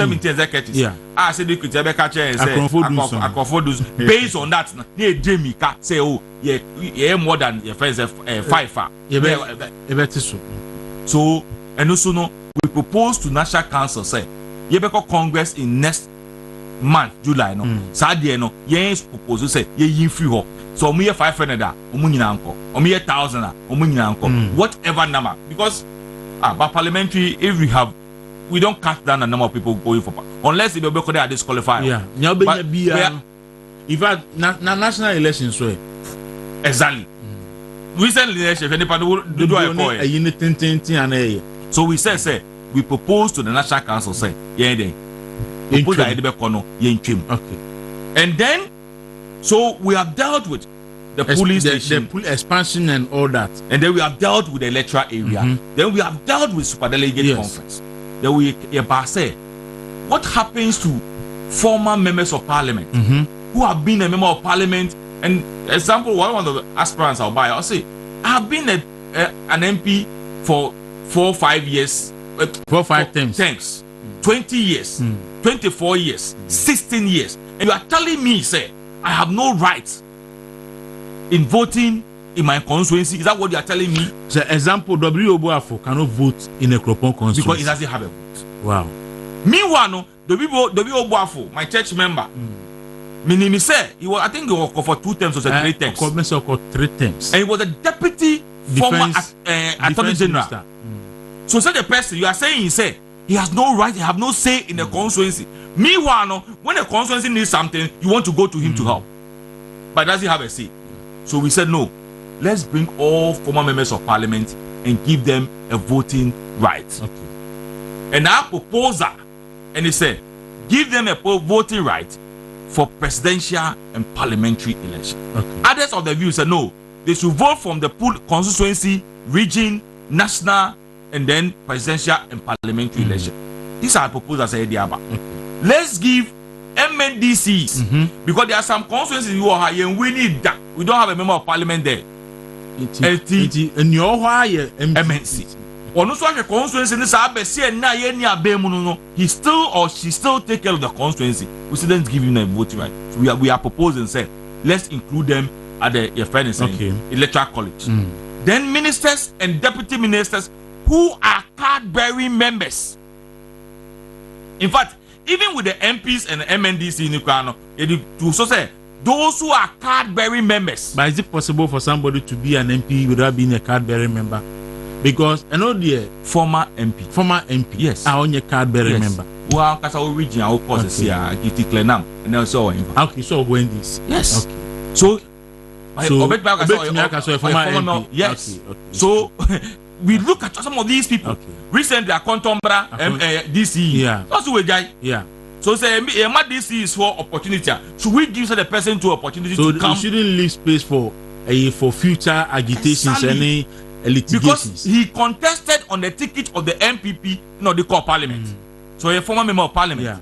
He was appointed by Nanado to become an MC or DC or Kufo. And with the MPs, you see, from 1996 to 2024, All former MPs. Oh, from 96. From 96 to 2024. Because in 92 we boycott parliament. Okay, so be our MP or TRCB. Or TRCB no. Obeka to be. And MMDC ni so. From 2000. From 2000 2024. to 2024. So Kufuor's 8 years, Nanado 8 years. Those MMDCs no. On so bit me akoto okay. And people were like, oh, na say nkofo no be doso. Now as about we are having an expansion. But it's interesting to know, say, look, in Greater Accra, in Kufuor's administration, we don't have more than 10 municipal assemblies. Okay. Under President Kufuor. Under President Kufuor. Okay. Because make I say, even AMB, and now Honorable Salaji Bransi Yemiyo, now about 18 constituencies under them. Okay. Now it is 18, no. Yachichemu, Emma Beka 3. Isablu Central, Assembly, Okankwe Central, Assembly, I also Central, I also North. And all these people were then under AME. Okay. So if you are bringing an MCE during Kufuor's administration under AME, it's only one. Meanwhile, the same Ajay Branson is a member of Council of Elders or so no manu kapono Esubeti. And Ofo bit said that Mbuchi, former MP or Sansu, a council member that because or a former general secretary. Ufa, most of the former MPs, most of the former ministers, not a former minister, or a former minister, or a former MP. Exactly. So now man know then Esubeti. Ubenya MNDC and then obey MP. Esubeti. And the assemblies no so. At that time, no, so before time, not endorse, it's about 100 and something. Yeah. They say 261. Yeah. So you can see the 8 years of Kufuor's administration. No, say Omundoso. Na Omundoso. Udombe kanwa. But now was Omundoso. See a person Omundoso. Yes. And you're not in the same party Libyan to be. Exactly. And then you walk. You say former constituency executives should also be given a voting right. And also from here, Ben. From 2000. From 2000, yes. Okay. And this year more voting right. Because and this now they were not even up to 17. Ebimu kwa ho say be omaka baby. Ebimu so ho kwa na at the time na constituency ne bom. An example again is Ablekuma West, Ablekuma South. And they are na a boom and they are chem. So you can see say at that time so me 7 and now me 10 executive at that time and then be south be 5. So now will be split. Okay. And so so all these things ukanya manim we nyina abom na endorse. So we have all these things you can say we should look at these are the proposals you call for us to have your friend is saying the constitution amendment. Then others also brought a proposal of CEOs, managing directors, and then add ambassadorial positions in Yamanyama. And if the committee ni kase, yan fanye juma. Yan kase, sa CEOs, managing directors, former directors general, former ambassadorial, former board chair ni sa we ni die. You see, omo de yan more voting right bia. Okay. Say omo ye card bearing member sir. MP before mapa. Sena minya bema Eugene entry beka no. MP before mapa dia. They should go to their various polling stations and the various constituencies to be made either say obakoye a police station chairman or obakoye a patron or a council of elder in that particular constituency.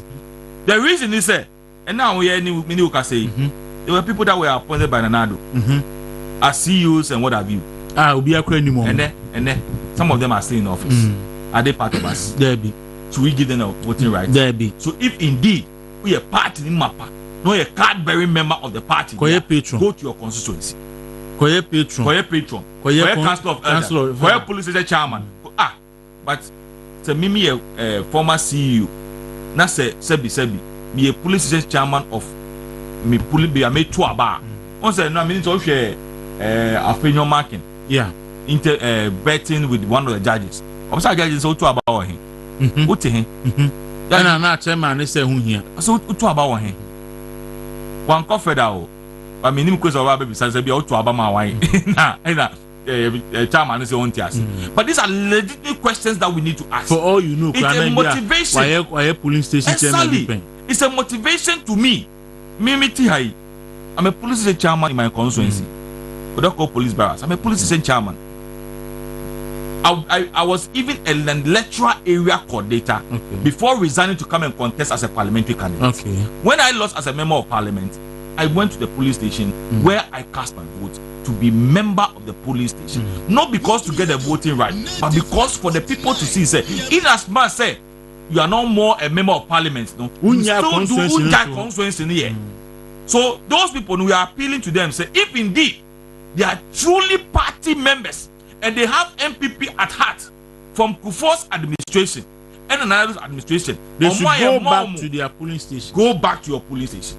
Go back to your electoral area. Go back to your constituency. You see, electoral area be my 5. They can't. To make my electoral area coordinator. I'll bet me a 5. Yes. To make my electoral area coordinator. Okay. So we didn't give those people opportunity. All right. So Brennan said we bet me a cover more and send away to me a cover. And from there, no, what was the other proposal?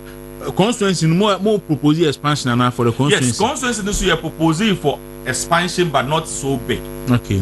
Near the year, and so we splitted research from elections. Okay. And also added PWD. Okay. The persons with disability. And so the constituency now I think was raised to about 19. Okay, from 16. From 17. From 17. Yes. Then the split of research. Okay. And the PWD. Okay. But what happens to communication? Communication is still at the constituency. So is it more proposing yes, by elections? Yes. Okay. In fact, there's a lot of proposals that came and said all the positions in Minano, with the exception of research and elections, all other positions should be elected. Okay. But and also have about, let me say, about 45-46% of the proposal people are calling including deputies. Including deputies. I think it's a good proposal. But we also thought, like, yes, it's a very good proposal. But the point is that let's take, say, Yebeko constituency election. Now, maybe electoral area, Ajembu electoral area. Now, you talk about if you are Ajembu. And now you talk about if you are Ajembu. Deputies, Nenu, and Abako, and Sufi Ajembu. Say a call, now say Omunia Winia. There might be other electoral areas, Omunia. A representative at the constituency level. And we also look at the religious aspect of it as well. But honorable, so it's this consideration now. But NDC for all their positions are elected. Yeah. And they go and they elect people and then you see the last part 1 NDC national election. But it didn't make any change. It's because you see, once the people understand, say, a constitutional requirement, say, any election, no, I think they'll go by the outcome of the election. I agree perfectly with you. That's the problem we have in MP. But so we shouldn't have those problems. We should be able to have that strong way that this is the NDC for take. What happened about what she said? They don't give a damn to it. That's it. And if you see, some of us, that is our position. My position is NPP they are can coalition. Yes, NPP for can for party. NPP is a sign of a Mamuba coalition. Then I said, get a Ashanti region say Ashanti for Muhu party Emodiano, and then the Imuni Park of a Pepe in India Bisu was say on for party no Yajo Muni power. So I think we are overpaying attention to the NDC. A typical example, Yakrofo Then because of saying we introduced the super delegate. So I think we are overpaying attention to what NDC will say. Honorable, say it's a position in Abeya electoral and me no himself. Sometimes appointment in the party. Oh yes, no, because in one party, because people always appoint their favorites and people that will vote for them, and not those who serve. And not, they don't look at the competency of the person. They don't look at the interests of the party. They look at their personal interest. And in most cases, because of say they don't give them the power to work. And even their bosses know I work. If as a woman organizer, she felt that the deputy woman organizer na they are man no ya so he feels she owns that person. Obi to me call kaga so kona kosi me nyama of him. It will come meet no be a catch us we a deputy, we are appointee. But if we are all but a proposal, okay, and as a committee, you know, if so what is the committee's proposal on that? The committee proposed, they say, because of religion, because of your friend is saying ethnic background is how we should maintain the assessment people. I also say, but it is subject to the Congress decision.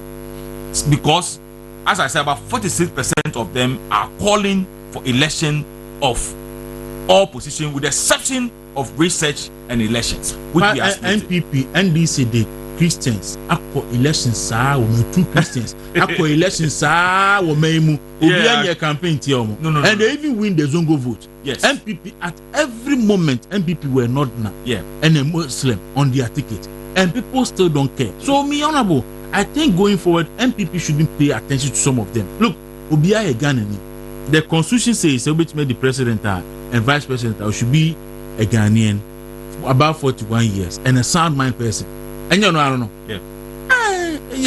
Honorable, so the other, so the other one is what have triggered issues and people are, and that's why I was calling for calm in the party. And I want to read in our send a momo proposal in the pie. Thank you. Yes, say all the proposals submitted to the amendment committee on the presidential primaries recommend that the party should conduct an early presidential primaries to elect the flag bearer, considering the difficulties the party find itself.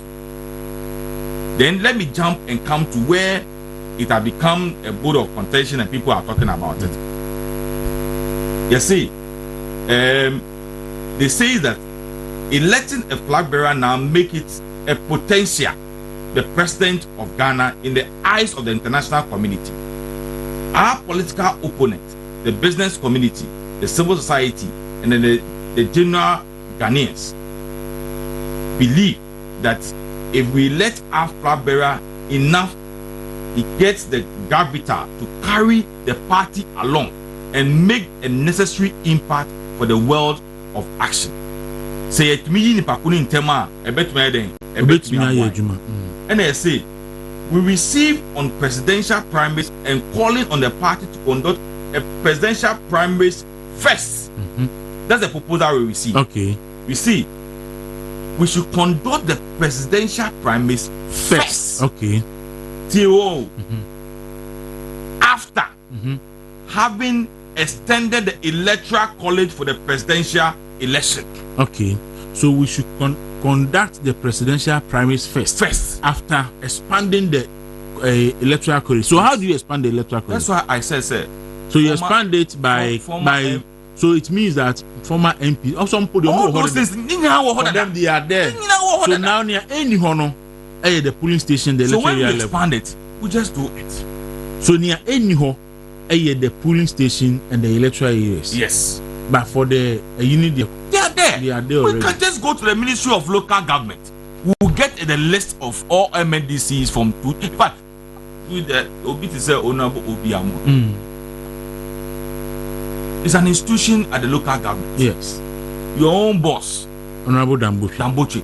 It's an institution when it comes to electoral matters and of this party.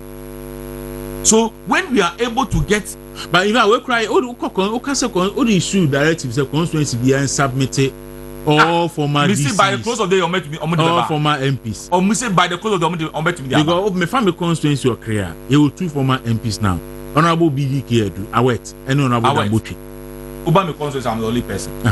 Because CS Crab is late, Ukule Norte is late. I'm the only person. And I offer baby to look my way. In fact, me met me at I'm all the former MPs, your friend is in Greater Accra. Offer former DC is say in fact, who is also MP because now you are permanent of including the Propon and former DC, you know, 4 times 8 years we're free honorable do budget.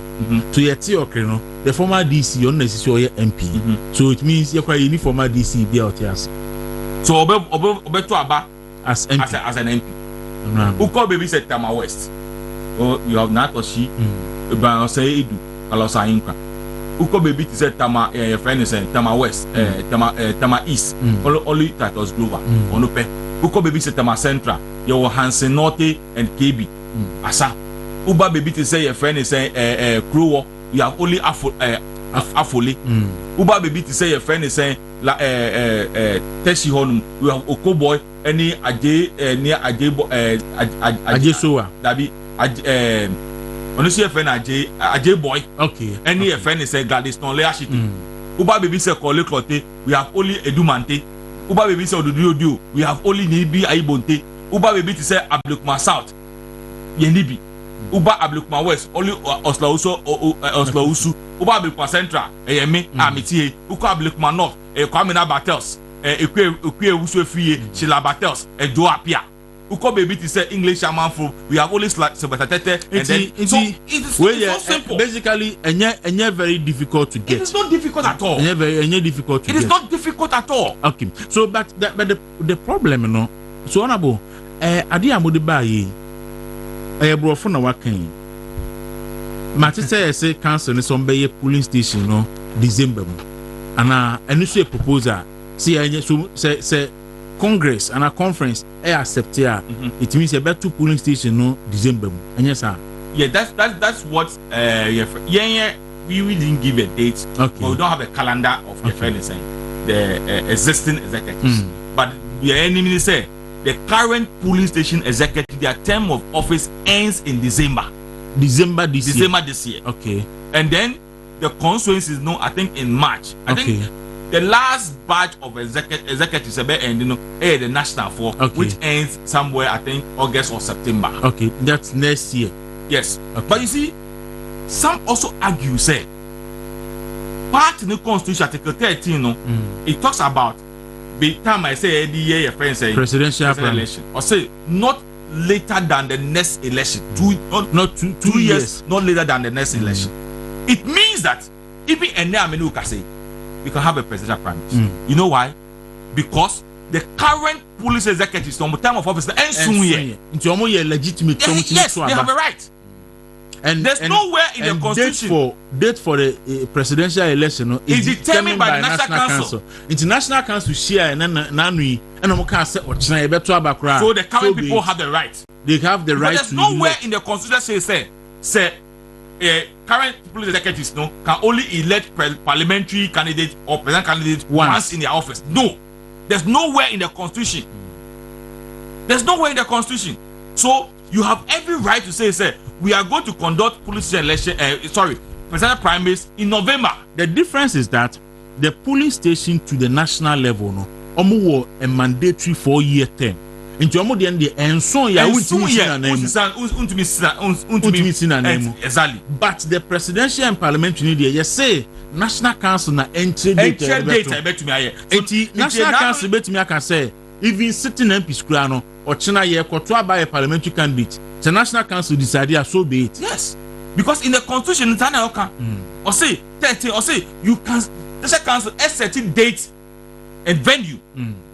So National Council can say now Tuesday you call Sunday you go to presidential primaries. Maybe nomination. But the only challenge they want on say our time limit to open nomination 6 months. Now exactly. Okay. That is why per the calculation as I say you be 6 months. And all, in fact, we are even amend that portion as well. Okay, the 6 months portion. The 6 months, no. Because sometimes we sounds out 6 months to open nomination there. But Obika can say 2 months, Obi say 1 month, Obi say because parliamentary maybe 3 weeks, 2 weeks So that's the argument of other people who say or more to say no. Or time okay. And there's nowhere in the constitution that binds them from going to elect once flag bearer. A legitimate executive. And by the time National Council so 2 years because pushy we no so educate obi spec na ko court or say within. Okay. So a very illogical say obi be call for early congress. Now the same person can say or prevent the current executives from voting in that early congress. You can't have early congress where will prevent the current executives from voting. Let me be honest with you. all the people who have decided to contest for the presidential primaries that appear before us, all of them, I can say we should elect our candidates as early as possible. Okay, all of them, including I'm saying all of them. No, the exception of Ono.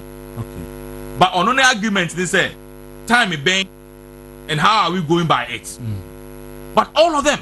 Okay, all right. Honorable Yebreno Asun, we cry. But Nipa Ono edit koya. I don't want to mention the person. Ono so you should say from this time up to March. They said to me. They say to me. Okay, so what to say? Yes, we do my money in ano. Yeah. Asante Pacho for the Hawk, the Democrat newspaper no. Eto na Honorable Anka say who headline no.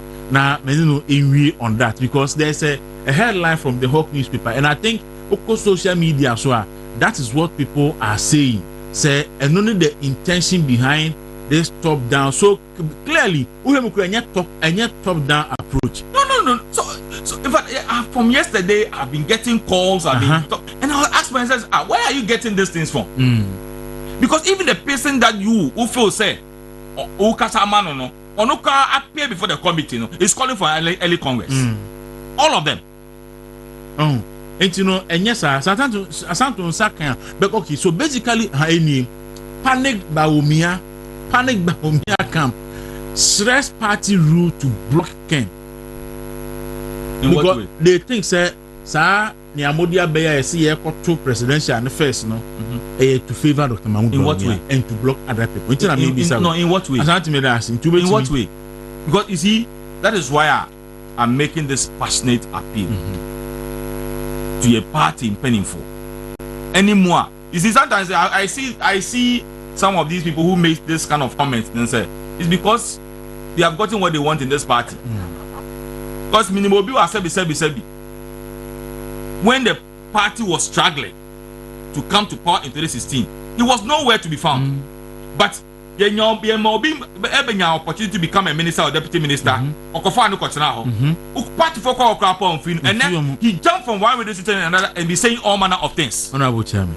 He said all manner of things. But when the party was struggling, where was he? Because he has gotten what he wants. Honorable, those people, they be one before I'm telling you. So how am I going to block your friends like in Japan? Do you know who I'm going to vote for as a police station chairman? I know be friend because I said, look, also honorable. I saw your baby and I said, look, I've heard a lot of people. If you come and meet you, I'll even contest. You don't know until you rather come and join me because if you come for president, because parliament to be the president. I said, I qualify. I call maybe Bruce Ukraine president 40. I don't 16th of July next month. 47. Until me qualify. I didn't want to that. Oh, Ghana needs so. And I me and team for Until I have every right to contest. But until I want to make this passionate, especially to those of us who speaks for the potential presidential aspirants. Let's desist from what we are doing to ourselves in the media and in the social media. And I mean, shall we get so I'll say a friend is saying, say, Uwa, and I'll be here on the family. They should hold Baumia and then call for response. I mean, all these things, it will not help us. It will not help us. What at all do we want? What at all are we fighting for?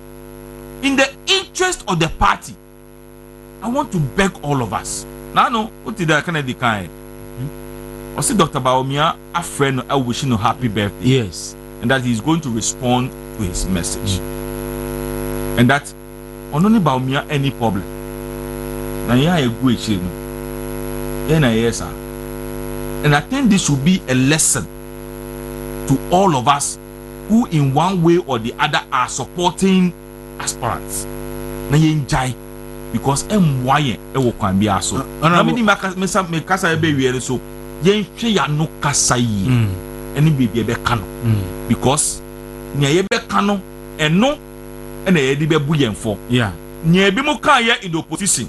Obi say oh, say John Mahama eba within 1 week. Galamsey Bejai.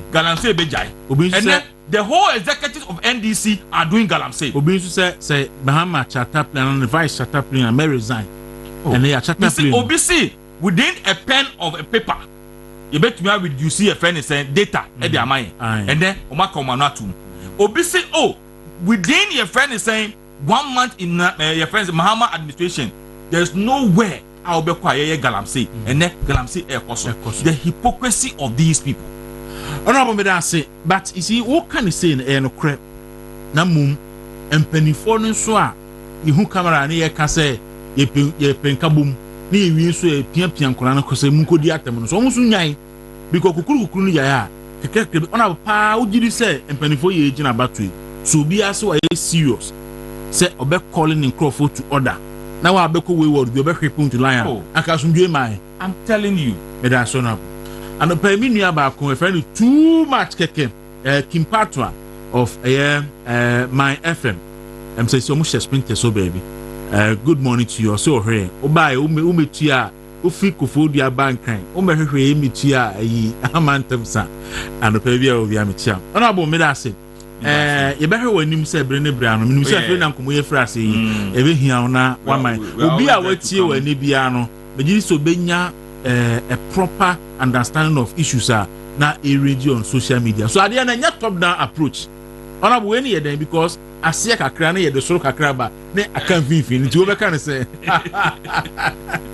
enti ye fa asia ne kakra na afa soro kakra na fi wi ani e finfin die no na aboa party ni nyina. Honorable Ebenezer Nate a former NP Ablikuma Central and then member of the NPP Constitutional Review Committee chaired by Honorable Frank Davis and no pay no edi enkomo ora Chris Jokweku manager me da se pa se wonso so ne yebomodin afa for time kakra ene team ni nyina yeda masimidi ni Kwaku Dawuro nyame ama be san so ni mahia otena on movement in the morning